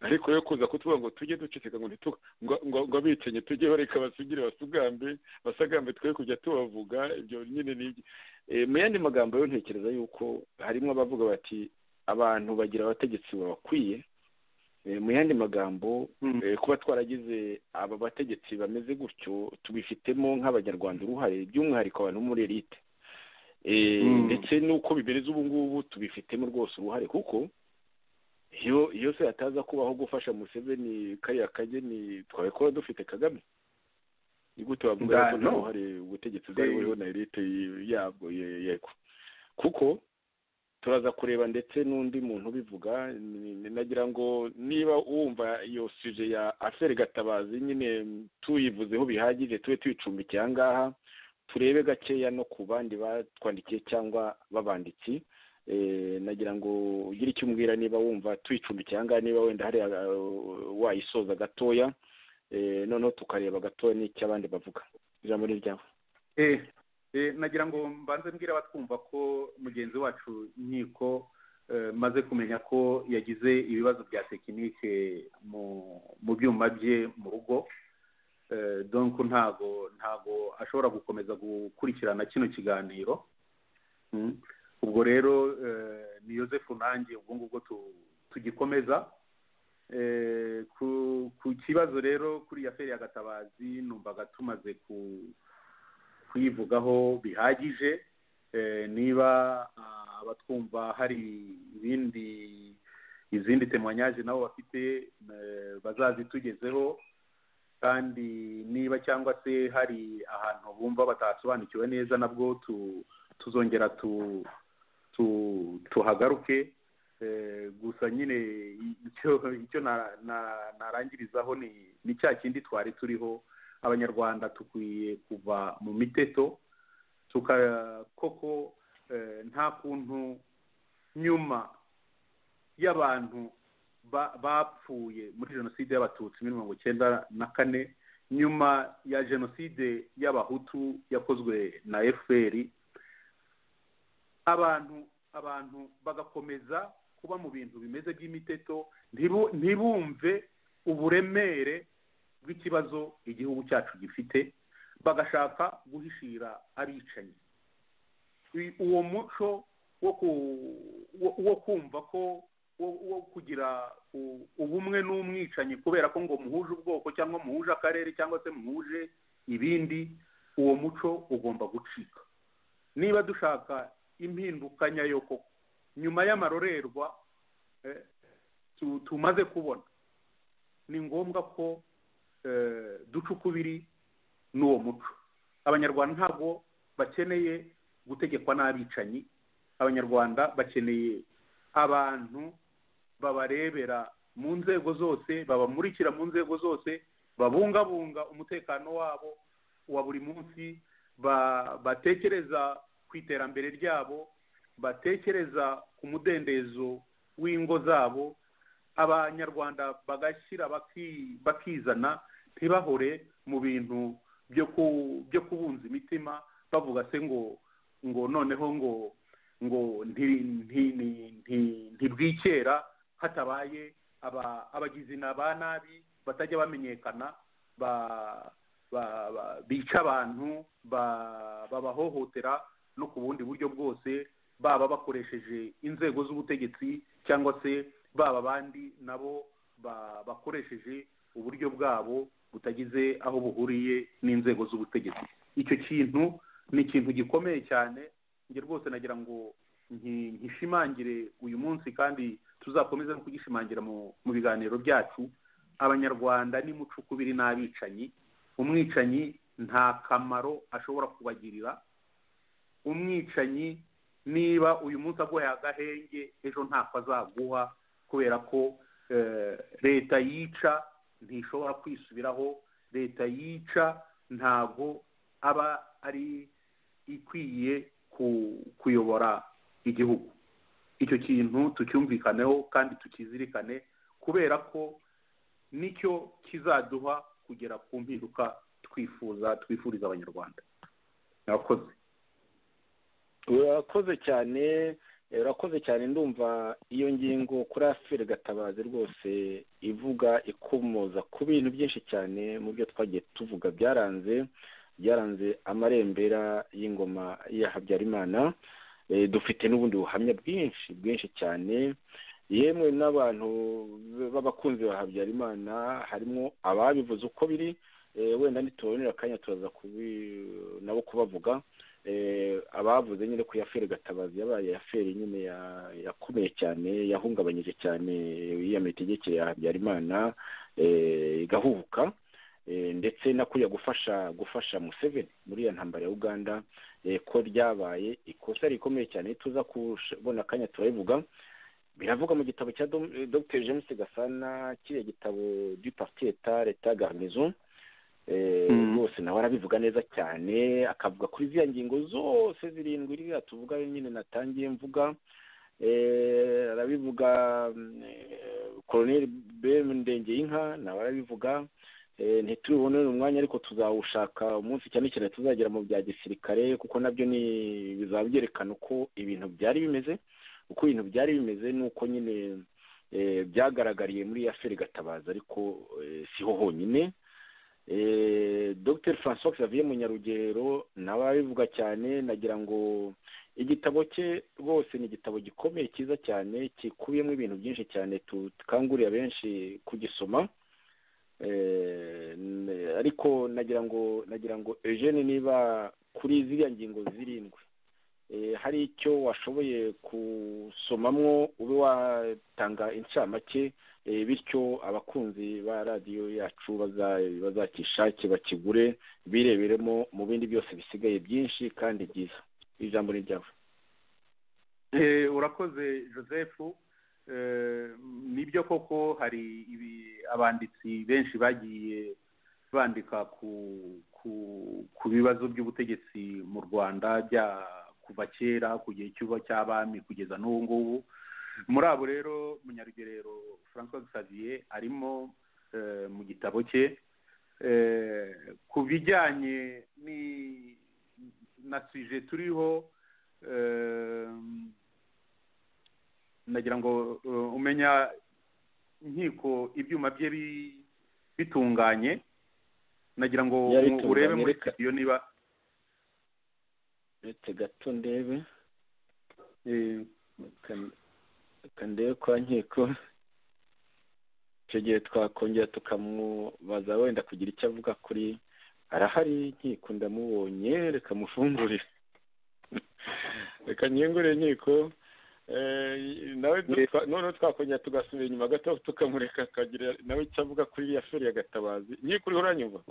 ndawumva ibyuma bya ntengo. komera mukomere rwose, mukomeze wasunitse bigeze aho biraka. nakomeje ndahanyanyiza none byageze aho biremera. uri umutekinisiye urakamiritse ku mugani w'imvugo iri i Kigali ubu ngubu. Ijambo ni iryawe. Twari tugiye kurangiza affaire Gatabazi ariko tutakuvuga kuko nawe wayumvise urayizi neza. Ijambo ni iryawe, reka tuyigarukeho. ubwo muze kumbabarira ariko mujye mumpagarika niba mvuze ibintu mwavuze mbere. nagira ngo utuntu gusa dutatu nashakaga kuvugamo. mwavuze Muganza wasimbuye Gatabazi muri muzi ko baje kumwica, kandi mwumva nyine wa mugani ibintu ko ari yerekanye muri minisiteri yayoboraga ko abo bantu ibyo bavuga ko nta mpapuro bari bafite, we yarazitanze. urumva rero ko cyahise kiba icyaha gikomeye. baje kumwica, muzi ko yagize agisida, baramuhumya nyine arahuma, yikubita ku ntuzarye ku muhima hasi yamanuka. icyo ngira ngo nerekane buriya butegetsi ukuntu bwakurikiranaga abantu. mwahoze muvuga ukuntu abadepite bose bari bashyigikiye Gatabazi, nta n'umwe wagarutse kuri lisiti. umva ngo ikintu cyamugendekeyeho. sinzi niba buriya mugabo witwa Condo Gervasi mwamuvuze. yamuvuze nako mutangamubanya yavuze ko yari ahari. mubonere ko burya ko abantu rero kandi nawe yatoye nk'abakiga niko yavuze ko yatoye nk'abakiga. murebe ko abantu rero baba bafite uko bagendera ku ngoma rugikubita na n'ubu rugikururana. Murabona ubutoni ku ngoma na n'ubu nubwo yanahirimye aracyayiri inyuma. Ako kantu nagira ngo nako nkavuge, kuko hagiye haboneka abantu nk'uyu ubona wari ufite rwose washoboraga kuba ubu ngubu agaragara muri opozisiyo avugisha ukuri, ariko urabona ibintu baba bakikiye. Kandi nashaka kuvuga ni ndumva mugenzi wacu yari yakavuze, ariko nagira ngo nongereho muri 85 nyine ubwo Gatabazi bamuhamagazaga nyine bamubwira bati wowe turabizi uri gukorana n'impunzi zishaka kudutera. Bigaragara yuko bari bazi wa mugani ko tutatewe dutunguwe, ariko nagira ngo nibutse ko byana 45 intambara yari yarabaye, ahubwo Habyarimana yafashaga Museveni, yari yaratangiye byararangiye. Wumve rero ku bintu izo ndimi ebyiri ntabwo ari ikintu gishoboka. Mu gihe bashakaga kurega Gatabazi ko afatanya nabo, ahubwo nibo bafatanyaga nawe. Mwumvise nyine wa mugani ibyo nawe na Twagiramungu nawe yivugiye ubwe. Murabona rero yuko 85 bari barimo gukorana, kuvuga rero ngo abantu bateye batunguwe sibyo, ahubwo barakoranaga.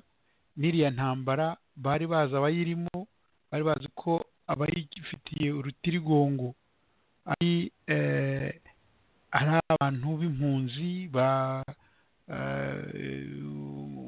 bari mu ngabo za Museveni, abari bakomeyemo bari bayigiriye urutirigongo n'abo banyarwanda b'impunzi. Abo nibo bafashe. Iyo bavuga ngo bafashije Museveni, bagira ngo bajye bavuga yuko bafashije ahubwo barwigemo. Ibyo nabyo bijya bivugwa, ntitukajye tugarukira kuri Museveni gusa, tujye tubivuga neza, bigaragare yuko bafashije Rwigema n'ingabo ze, kuko niwe uzi ko wari nawe wari ushinzwe utamajoro mu butegetsi nyuma bwa Museveni. Yenda nagira ngo nshimangire bigaragara nyine yuko iriya ngoma koko ifunga Gatabazi, bigaragara yuko byari byayirangiranye n'akantuza karutushi ka nyuma yagombaga kuba yakoresha yaragataye muri iriya feri ya Gatabazi. Nicyo nagira ngo nongereho kugira ngo ntaza urakoze cyane rwose, nkavuga byinde yenda mwabivuze. Murakoze. Mu biganiro bitaha cyangwa mu kiganiro gitaha ibyaje no kugira ingaruka mu by'ukuri mu gihe inkotanyi ziteye, kuko ziteye ibyo bashaka gushinja Gatabazi muri 85, kandi ari wo wabikora kuva muri zo za 81 na 2. Ibyo bashaka gushinja Gatabazi baje bishinja bita ibyitso, ni ukuvuga Abatutsi n'Abanyenduga b'Abahutu. Tuzabibona ne tugera mu mwaka wa 90. Habyarimana ati twatewe dutunguwe. Barabafunga barabamara rwose, aho nituhagera tuzahibutse. Tuzagaruka hano. Donc abateye bose abantu tuzagaruke kamemu, kugira ngo twerekane yuko abantu batarimo bafite n'icyo babimaramo nibo bafunzwe, batanabizi baje mu buroko.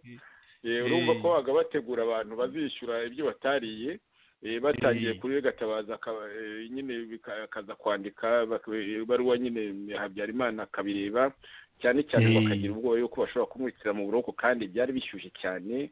Icyo tutavuze gihagije kuva nk'uko uriya mutangabuhamya bivuga, aho bazaga abantu bakoma mu mashyi buri gihe ko Gatabazi yabaga avuga ijambo ryiza rikomeye, baramufunze ariko habaye abo basigaye inyuma bagafaranga baha abana bakize banzamurambo bakomeje kampanye, kandi abaturage bose barabibonye, nanjye nabivuga mu rwego rwanjye rwose ko ariho mu by'ukuri ingoma ya Habyarimana natangiye kuyibona uko iri, bitari bimwe byo kuvuga ngo ni Sekarije ubikora ngo ni izindi babikoraga, oya, kuko iya Feri nayikurikiranye nanjye hafi cyane. Ndavuga nti Habyarimana ni hypocrite, arabeshya, ni umuntu ubeshya akatubeshya akavuga agira akarimi keza. Ibyo byose mu by'ukuri benshi nyine byiyongereye ku bari basanzwe bazi n'ibindi byinshi cyane, haza umwuka mubi ukomeye, opposition mu by'ukuri yatangira ku mugaragaro itarigeze ihagarara kugeza igihe inkotanyi zitereye, benshi batanabizi, noneho bihurirana na multipartism mu by'ukuri yaje abantu bashaka kuvuga ati turaguhaze kandi reka tubikwereke. Ingaruka rero mu by'ukuri ikintu cya Aferi Gatabazi ni nyinshi cyane, zerekanye nyine ukuntu y'amahoro n'ubumwe aririmbwa atariho, ni nyinshi cyane kandi twarabivuze, abo bose badutanze ubuhamya barabivuga. Yarabivuze mu kiganiro cy'ubushize twagira mu ngo nabo mutangabuhamya ukomeye cyane, ndetse yongeraho n'ibyo yiyumviye kuri Aferi ya Uganda yo gufasha Museveni.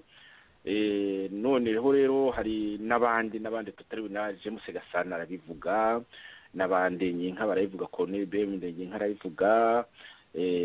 Turaza kureba ndetse n'umuntu w'umunyakazu nawe mu gitabo cye mu by'ukuri gisingiza akazu, ariko agezeho akavuga ati Habyarimana yakoze ikosa muri Aferi ya Uganda, ndetse akongeraho ko Aferi Gatabazi nayo yabaye rutwitsi, nabyo akabivuga, arabivuga ukwe. Ibyo bintu nabi wenda nitubona akanya turabivuga. Nagira ngo rero aho twari tugeze Eugene akomeze none avuga ibya François Xavier Munyarugerero, igitabo cye cyiza cyane, twese twakinyujemo amaso ariko tukibonye vuba, turacyifashisha uko dushoboye. Ntekereza ko tuzagenda tukifashisha birushijeho mu biganiro bitaha. Ijambo ni ryawe Eugene. Urakoze. Nk'uko nari natangiye mbivuga, nyine hari abanditsi benshi banditse ku Rwanda. Twe muri iyi minsi nyine turakoresha cyane cyane abanditsi b'Abanyarwanda nka Gasana James na François Xavier Munyarugerero. Mu gitabo cye rero ngewe ibyo ngarukaho muri aka kanya ni ibijyanye n'iyo periyode turimo ya za 80 kugera muri 90. Nawe rero mu gitabo cye arabivuga, hari chapitre abivugamo, iyo yita mu gifaransa les réseaux de contestation ouvertes ou larvés de 80 à 90. Ni ukuvuga ko ni uburyo bwo gupinga bwaba bweruye cyangwa se buteruye hagati y'imyaka 80 na 90. Muri icyo gihe rero niho ashyiramo amakimbirane hagati y'Ubushiru na Ruhengeri n'Ubugoyi. Ubwo ngubwo birumvikana ko avuga kuri Aferi ya Kanyarengwe na Rizinde, kandi twayigarutseho, ubwo nta komanteri nyikoraho. Hanyuma agashyiramo n'ikindi icyo yise grogne et épuration au sein de l'armée et de l'administration. Ni ukuvuga ko ari umwuka mubi, ni épuration umuntu yabyita ngo iki mu Kinyarwanda, no épuration ni rwose uvuga ko ugiye gukuramo ibirohwa mu kintu, gukuburamo muri administration, mu ngabo no muri administration. Aho ngaho rero niho nawe ashyira ugakuramo urumafu, kuvanamo urumafu. Noneho rero mu rwego muri Goronye nyine niho yashyizemo intuza Aferi ya Mayuya, kubera ko harimo amakimbirane nyine. Ubwo ngubwo hari abantu mu ngabo batishimiye ko Mayuya yari umutoni. Hanyuma nyine baramwerimina nk'uko natwe twagiye tubivugaho. Hanyuma icyo gihe anketi zarabaye, ariko ntago zashyizwe ku mugaragaro ngo banerure bavuge abari inyuma y'abamwishe abo ari bo, ariko ahubwo habaye n'ubundi buryo bwo kwikiza abantu bamwe na bamwe, ndetse batari bagize, abenshi batagize n'aho bahuriye n'iya feri ya Mayuya. nimwo bagiye bamwe birukanye nka Banguriye kubona b'abanyabyumba barabirukana, abantu ba Rwigamba barwanya Gasore n'abandi bose barabirukana, barabakayirana. Hanyuma harimo abantu ndetse urabona nka Nsabimana, Colonel Nsabimana n'umuntu mu gisirikare nawe bamwehereza hanze kubera ko yari umuntu nawe batinya, ariko ashobora gukora kudeta kubera ko yari umusirikare ukunzwe n'abandi basirikare. Ndetse na mu bigijweyo umenya nanjye nari narabivuze nka Gasake wari waragize uruhare muri kudeta, nawe bamwohereje hanze. Yego. Muri administration rero nawe aravuga ko ariho bya bindi by'igwinza murongo byaje muri icyo gihe, bakanyine bagakubura muri administration n'uwo badashaka wese bakagiza ingwiza murongo bakirukana, bakamugira urumafu, bakamwita urumafu. No, ubwo ngubwo rero muri icyo gice nabwo niho ashyiramo ibyo yise de la vigilance contre le sud à la crise morale. Donc avuga ukuntu bacungaga bakabacungira hafi abantu mu majyepfo, ariko bikaza kugera kuri crise morale umuntu yahita gukira. Sinzi ukuntu umuntu ibonye naho ngaho rero ashyiramo aferi ya Gatabazi nayo akayigarukaho nk'uko natwe tugenda tubivugaho n'uwo mutangabuhamya cyane cyane, akongeramo na feri ya Ruhamanya. Murabyibuka Ruhamanya ari Petro Rwanda, kandi Ruhamanya nawe yabarabaye umuntu ukomeye muri komite centrale, ministre wa finance n'ibiki, nawe nyine baramuhananura bamucira imanza hariya ku Karubanda. babona nabyo nyine no urumaga rwarakurikiranwe nawe hariya mu mujyi wa Kigali, abantu bashoboraga kujyayo bakiyumvira umunyagikongore. Noneho rero ubwo ngubwo nyuma y'iza feri ni naho hatangiye iyicwa ry'abantu na bamwe nyine nabo bari barakomeje kugira kuba bagaragara baba bari des opinions nka Banyiramutarambirwa, nabo barabishe nyine, nibo bahereyeho. Bariya ba Muganza nabo ukuntu babishe, ba Padiri Silvio Sindambiwe n'abandi bagiye bica muri icyo gihe ku buryo butunganye bimeze mbega nk'ibyo tubona no muri iyi minsi, ukajya ukabona umuntu arapfuye. Icyo gihe abenshi ngo baziraga sida y'imodoka, ukibaza uko bigenze. Hanyuma ikindi Munyarugerero mu gitabo cye agaruka nawe ashyira muri urwo rwego rwo kugira rwo gupinga ubutegetsi ku buryo bugaragara cyangwa se buhishe, ni ibyo yise contestation du pouvoir par le mouvement religieux. Ahangaha ni muribuka aferi yabo bise abayehova, naho habaye imanza z'abantu baregwaga ngo guhungabanya umutekano w'igihugu, ngo gusuzugura idarapo no guhamagarira abantu ngo kugira ku désobéissance civile no ku ibijya gusa n'ibyo Kagame ariho akora muri kino gihe, n'ibyo erega bose niko bamera bose ni bamwe ku mugani. Iyo periode rero nayo muri iyo yibuka nyine y'abayehova ukuntu byari bikaze, y'abayehova ndayibuka neza cyane, bikaze cyane. Umuntu akibaza uko bije. Uribuka ko harimo n'abantu bari banakomeye, n'icyo bari badutwaye, harimo abantu bari bakomeye, harimo abantu bakomeye. Uriya Murayi izina rye kandi nawe yari umuntu ukomeye muri leta. Noneho baragira nabo biba aferi ikomeye. Hanyuma muri icyo gihe rero ni nabwo haje ibintu abantu uzi ko muri emerenide nyine bavugaga ko twese turi muri emerenide ko kandi nta ari idutekerereza ari nayo igena ibikorwa tugomba gukora ari na ikora byose idukorera byose afe twamera nk'ibitambambuga biri aho ngaho bayobora uko bashaka aho ngaho rero kuri nibyo yise emergence d'espace déguisé d'expression abantu nyine bashatse kuva mu iryo curaburindi ryo kuyoborwa buhumyi bashaka uburyo bwo kugira ngo nabo bashobore kuvuga no gukora uko babyumva niho kubera ikibazo cy'amashuri abantu bashyizeho amashyirahamwe y'ababyeyi noneho kubera nyine iryo vangura rishingiye ku bwoko no ku turere abantu bashyiraho amashuri yigenga noneho bagashobora gushyiramo abana babo abo ngabo nyine politiki ya leta idashaka ko bamera nk'abandi aho ngaho nanone muribuka ko ariho abantu b'abanditsi nabo bashoboye kwishyira hamwe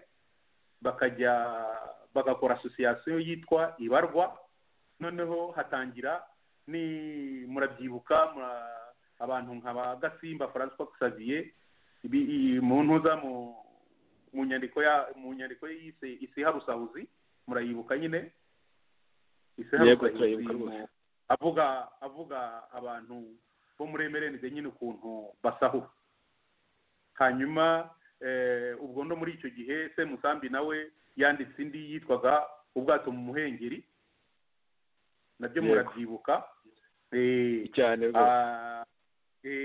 abo ngabo ni abanditsi noneho na nkiko ahangaha nawe arahaziho ni specialiste waho ibyerekeye muvuma associatif ukuntu muri icyo gihe nayo yiyoruganije igatangira kugira gukora ibikorwa hakabaho amashyirahamwe nubwo byose bwa mbere bashakaga ko bikorerwa muri emerendize ariko bakaza no gushyiramo abantu bamwe na bamwe uribuka Budaramani we uriya w'imusambira bamujyana no muri komite santarari n'abandi hirya no hino abo bantu bashaka nyine gukontorora iyo muvuma associatifu kubera ko babonaga ko ishobora kubarenga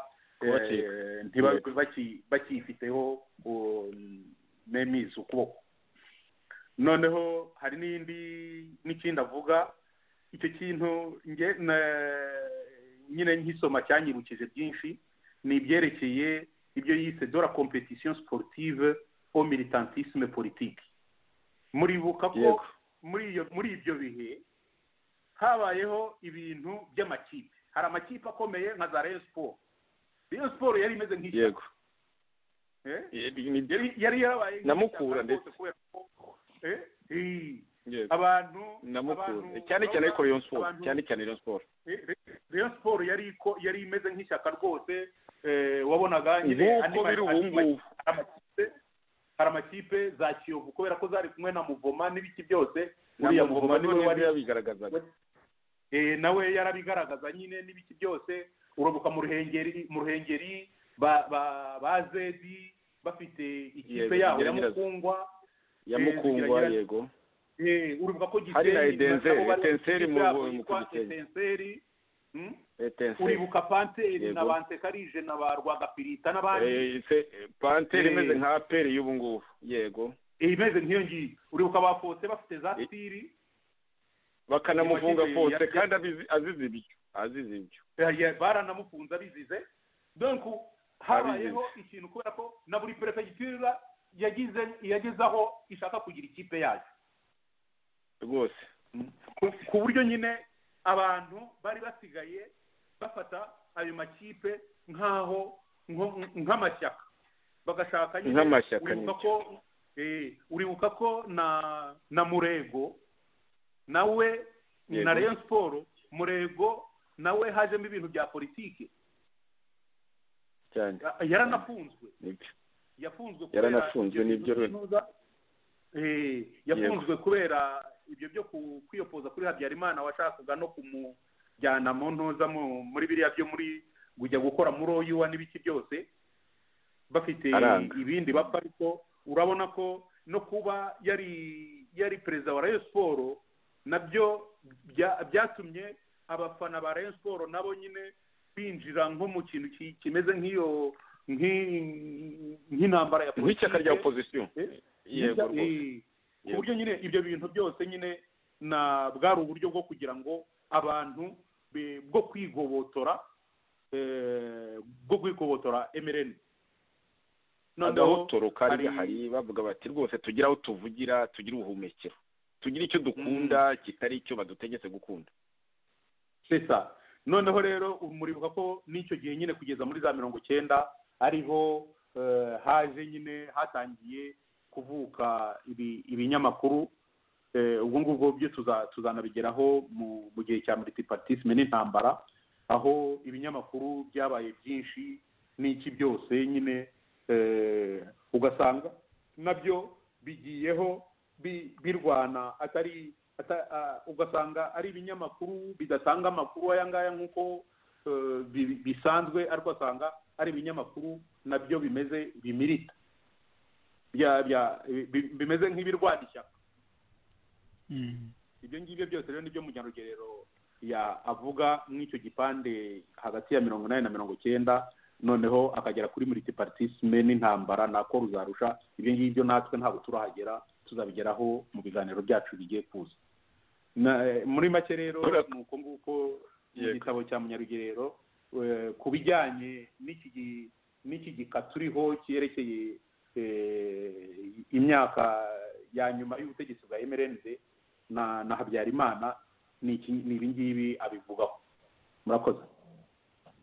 Urakoze cyane Eugene rwose urakoze cyane tunashimire uyu mwanditsi Dr Munyarugerero François Xavier muri kino gitabo cye Réseau Pouvoir Opposition kirimo ibintu byinshi ntabwo byose twabivuga ngo tuzabishobore yageze nyine muri uko kuntu izo za rezo nyine uko zakoraga uko ubutegetsi bwari bumeze za pouvoir nyine bari bafite ubutegetsi ndetse n'izo za opposition zagiye ziza zikaza zitaranitwa opposition rwose ngira ngo dufite amashyushyu benshi cyane dore ko abanyarwanda indi ndwara bagiye yo kudasoma tubateye amashyushyu rero bazisomere kandi natwe tuzanyira tugaruka ku byo dukeneye tubivuge twongeye tumushimire nagira ngo rero nkiko ufate ijambo dore ko n'ibyuma byari kubujije ntabwo ari gihe ufate ijambo nawe ugira icyo uvuga kuri ibyo mugenzi wacu Eugene amaze kuvuga kuri icyo gitabo cya Munyarugerero harimo yewe n'ibikorera kuko muri iyo mouvement associatif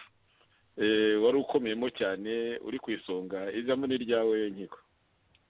Murakoze ndumva amugani kuko ibyo mugenzi wacu Ndahayo avuga na nyuma ibyo aje kuvana muri ntuza muri icyo gitabo cya Munyarugerero birerekana yuko rwose nk'uko twavuze ko buriya butegetsi bwari mu marembera kuko murumva ko ibintu uko yagiye abivuga wambugana nuko abantu bibagirwa vuba koko biragaragara yuko iyo abantu bavuze yuko ubutegetsi nta cyagendaga mbere ya 90 hari abantu kuko nyine nyuma twaje hanze tugahunga abantu bagakeka ko ngo twari muri paradizo ariko murumva yuko ibibazo rwose byari byose iriya ngoma yari yasenyutse ubwayo kandi ariyo yabyikoreye nta bantu bari bakisigayeho kuko murumva bari bamaze no kwikora mu nda ubwabo ni ku bw'amayuya murumva yuko n'ubushiru bwabwo ntabwo bavuga yuko ari abantu bo mu majyepfo bari babirimo cyangwa se abatutsi bari mu gihugu bajya kwikora mu nda bica amayuya murumva yuko ni mu bushiru mo hagati murumva yuko nta hantu hari nta cyari gisigaye igihe ubushiru ubwabwo bugeze aho twamaze kuvuga ibyo ukuntu mu majyepfo abo twita abanyenduga guhera muri 1982-84 muri aferi gatabazi cyane cyane ko habonetse umwanya wa mugani noneho abantu bagatangira mbese ni nk'ahandi bati ni ibyo nta kindi iriya ngoma iri mu ntacyo tubitegerejeho nta n'imbaraga uko tuzagenda dusunika tuzagenda tuyibuza intege. Murumva ko haza na crise économique uvuze bya devaluation en fait buriya ingoma zose abayoboke bazo zigomba kubakamira, igihe rero nta kintu zikibakamira baragenda. Iyo bagiye rero numva yuko ingoma iba iguye. Ubwo rero hagiye haza nyine nk'uko mubivuze ko abantu batangira kubaka izindi nzira.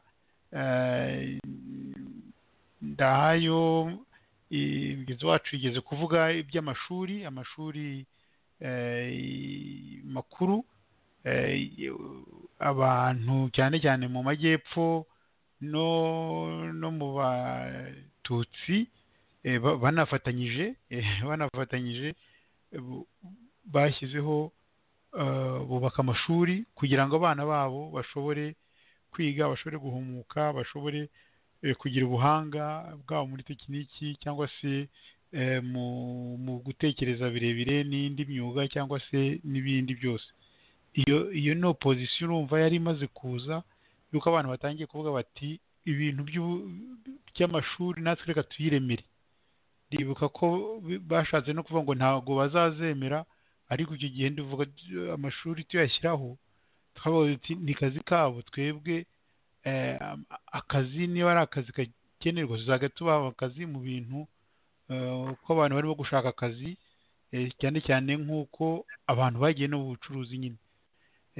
Hari abagiye mu bucuruzi, navuga tuvuge nk'igitarama nibo bavumbuye Dubai ba mbere, baraza bakajya abacuruzi baho ibintu bakabizana forode, bakaza bakajya babibika mu giturage, ba Rujigo baza kureba bakabura ibintu. Urumva rero ubwo haje nuko bwa butegetsi bwatangaga amasoko bwo rutagishobora gutanga menshi, abandi bigira mu bucuruzi muri forode, bajya kumenya naho ibintu bituruka bigura makeya za Dubai, bo batangira kugira wa mugani amafaranga. Ibintu by'amashyirahamwe nabyo nuko byaje, nuko abantu bari bazi yuko kuba muri leta ariko kazi konyine kabaho. Ariko rero cyane cyane igitekerezo abantu twagiraga turi mu mashyirahamwe muri societe civile nuko twagira ngo twerekane yuko abantu mushobora kurema ikintu kigendeye ku gitekerezo cyanyu, kandi uko mwiyorganiza, kuko murabizi hari ikintu cyo kuvuga ko abantu bishyize hamwe, abantu bo muri societe civile tuvuge no hanze bakundaga kuba bagirana icyizere, bavuga yuko bacunga umutungo neza baba babahaye. Numva ibyo byagiye biha ingufu societe civile, nubwo yenda umuntu yavuga yuko nanone kuba amafaranga yose aturuka za association nyinshi, amafaranga aturukaga hanze nabyo byashobora kuzitesha intege, ariko uko biri kose byabihaye imbaraga. Babona ibikorwa bijya mu baturage, nk'uko nko muri centre wacu cyangwa se muri Banque Populaire cyangwa n'ahandi, bashobora gutuma abaturage bashobora guhinga ibirayi byabo. Muri centre wacu twabishakiraga nk'isoko kandi leta yaribuze, tukareba uburyo dufasha amashyirahamwe ari ayo mu Rukiga agafatanya nayo mu Nyenduga n'iki. Ibyo bituma nanone abanyarwanda hagati yabo bakomeza kumva ko hari ibintu bafatanyije. Ubwo rero alternative yari itangiye yo kwerekana ko abantu bashobora kwiyubakira ibintu iruhande rwa leta irimo kugwa, kuko nk'uko wa mugani twagiye tubiganira, nk'uko mugenzi wacu ndahaye amaze kubisobanura mu magambo make y'igitabo cya Munyarugerero, birerekana ibibazo byari byinshi byerekana ko kuko iyo ngoma yari mu marembera. Ubwo ibyo rero nibyo bizagenda uko burya akenshi bavuga ko ingoma ntago yicwa n'abayirwanya, yicwa n'abayirimo baba bayivuyemo, kuko abo bose bayivuyemo rero cyane cyane ndavuga abo mu Bushiru no muri za Ruhengeri na za Bugoyi n'iki, nibyo byagiye bitujyana muri ntambara yo 19, noneho ubutegetsi buratembagara burarangira, bigeraho n'igihugu cyagiye mu mwijima tuzi wa jenoside na n'ubu. Ndumva rero yuko rwose naba mpagarariye aho ngaho, ubwo ubutaha tuzabigarukaho nyuma. Urakoze cyane, kandi naho tugana wari ahantu wari wicaye rwose ahantu hirengereye cyane ubirimo, kandi unicaye n'ahantu hirengereye, ibindi utarimo ubiruzi neza cyane. Wari utangiye kuvuga uti, wavuze utafere Mayuya, iyo ntiwari urimo, ntiwari mu gisirikare, ko naho wari uri washobora kubyumva nyine, nk'uko twese twari turi abantu bajijutse kandi bavugana n'abasirikare, tukurikira byinshi. Hari uwanyandikiye inbox arambwira ati hari ibintu musa n'abirengagije cyangwa mwasimbutse, wenda ari bitari mushimije mu byo twavuze kuko nzi, ariko hari aho yavuze ati ibintu by'Amayuya ati bibarwe kuri Serubuga na Nsengiyumva, ati Colonel Serubuga na Colonel Nsengiyumva ati bari mu biyagambaniye banica Amayuya, ati Habyarimana yamubabaza ariko aribagirwa Sagatwa wanza nawe muvuga sinibuka neza uruhushya rwo gutangaza ubutumwa bwe, niwe ndazabutangaza ntavuze izina rye cyangwa ndivuze uruhushya, tuzabivuga kuko tuzanabigeraho nitujya mu gisirikare. Ibyo uvuze ni ukuri, mu yandi magambo urumva ko ari kayo kwa Madamu Habyarimana. Akandi kantu wari uvuze, turagana ku musozo dusigaje iminota mikeya, akandi kantu wari uvuze ni affaire business. Muri iyo business uravuga uti abari bararyamiwe, uhereye abatutsi bari baratangiye kera, ariko n'abanyagitarama kuko bahise bakandamizwa nyuma y'abatutsi barimo. Abanyagitarama nabo rwose bikubitiyeho, nuko benshi banaturukaga muri ya centre y'Abadventiste nayo ijyanye na affaire. Abanyagitarama nabo birwanagaho ko ari wa mbere bazanye mu majyambere, barimo n'amajyambere nyine, n'abandi benshi cyane bitaga Bakanyi, n'abandi benshi bakomoka za Gitarama, bagatangira kujya bajya kwirangurira za Dubai. Mu by'ukuri rwose byari ibintu nabyo bishya, ariko hari n'ubujura bukomeye cyane bw'ibyo bisambo birimo ba Serubuga. Bagendaga bati ni mume action, akagenda ati ni muri participation, ati muri societe yabo bose bikoreye 30% y'ime, kandi ntacyashoye. Ibyo nabyo byari birimo, tuzabigarukaho. Mu yandi magambo hari na affairisme nyine, niyo ugiye muri affaire nyine induruburi, ariko zari induruburi ziteye ubwoba, aho harimo no gucuza intwaro baranicaga, harimo yego. Mwibuka uko bishe n'abakarambizi, inkotanyi ziteye, nabyo byose tuzabigarukaho. N'abandi babacitse batabashe kwica, n'abandi babashe kwica muri jenoside, kuko byose byaravanze, kuko bose nyine ko bari n'ibisambo batangiye biba jene azagenda bigarukaho, wenda umunsi tuzareba ukuntu bagiye basahura. Niko mu mpagasegonda gake Mbabazi nibuke uvuze iby'intwaro harya ninde twavuze ngo ni uwuhe mucuruzi twayigira mu ngo yavugaga, namwe mwavuze wacuruzaga izo ntwaro harya? Karuretwa. Aha, hanyuma yashingiye nde? Karuretwa ntago ari we wacuruzaga intwaro. Karuretwa yarazipakiraga n'amakamyo, kubera ko yari afite amakamyo, noneho Karuretwa rero ni umuntu wari ukomeye munuza muri FPR watanze rwose wayishyigikiye cyane cyane muri ibyo byo gutwara ibintu byayo n'iki byose ibyo gutransporta byaba ibyo by'amabunda byaba n'ibindi byose bashaka gutransporta uzi ko nyine bagiraga nabo bari bafite ukuntu bashaka ibintu byo kugira byo gutunga ingabo n'ibiki byose ibyo ngibyo amakamyo yari ahari. Karuretwa rero ntabwo ari umuntu wari woroshye kubera ko Karuretwa ni umuntu ubundi urazi muri biriya byo mu kinyarwanda iyo ushingira ntago ari wowe ushingira umukobwa wawe. urabona rero uriya mudamu wa Kagame ise ni Murefu, ariko Murefu ntabwo ari we washobora kumwishingirira. Karuretwa rero niwe washingiye. ni wumva Karuretwa uziranye na Habyarimana uziranye yego nyuma yaho rero inkotanyi zirateye abantu barishyuye wari uvuga feri nyine yabirwanagaho baza Gitarama n'Abatutsi, ariko hari na ferizmu y'akazu ku isonga wowe wibagiwe Rwabukumba na La Centrale mu magambo leta muri leta ubwo dusigaje ibintu bitatu reka ngarukira aho ngaho urakoze cyane bityo mu by'ukuri ko igihugu cyatewe nyine harimo inda nini y'akazu harimo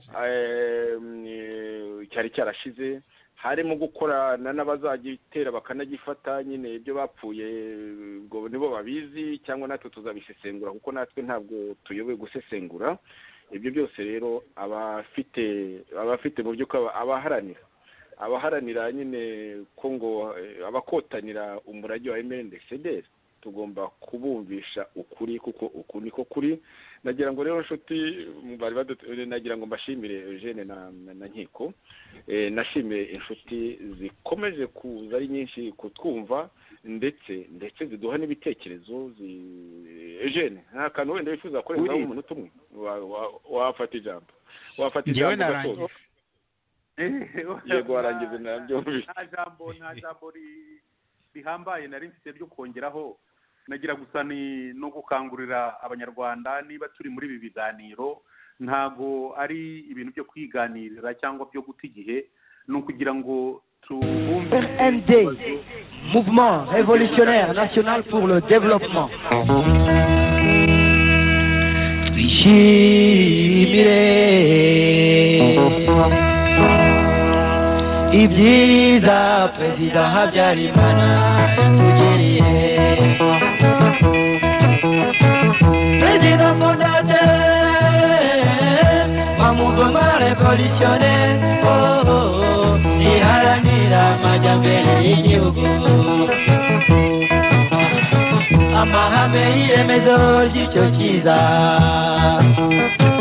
n'ukuzamura igihugu ku buryo bunogeye abaturarwanda,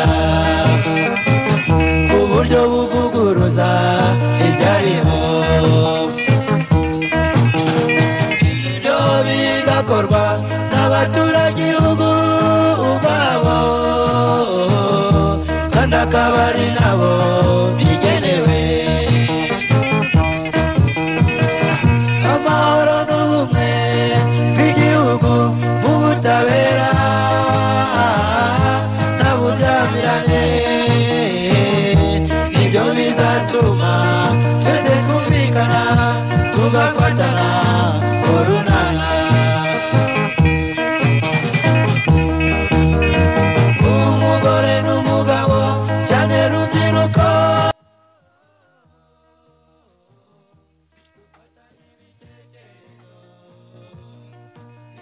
inshuti Rwanda yacu.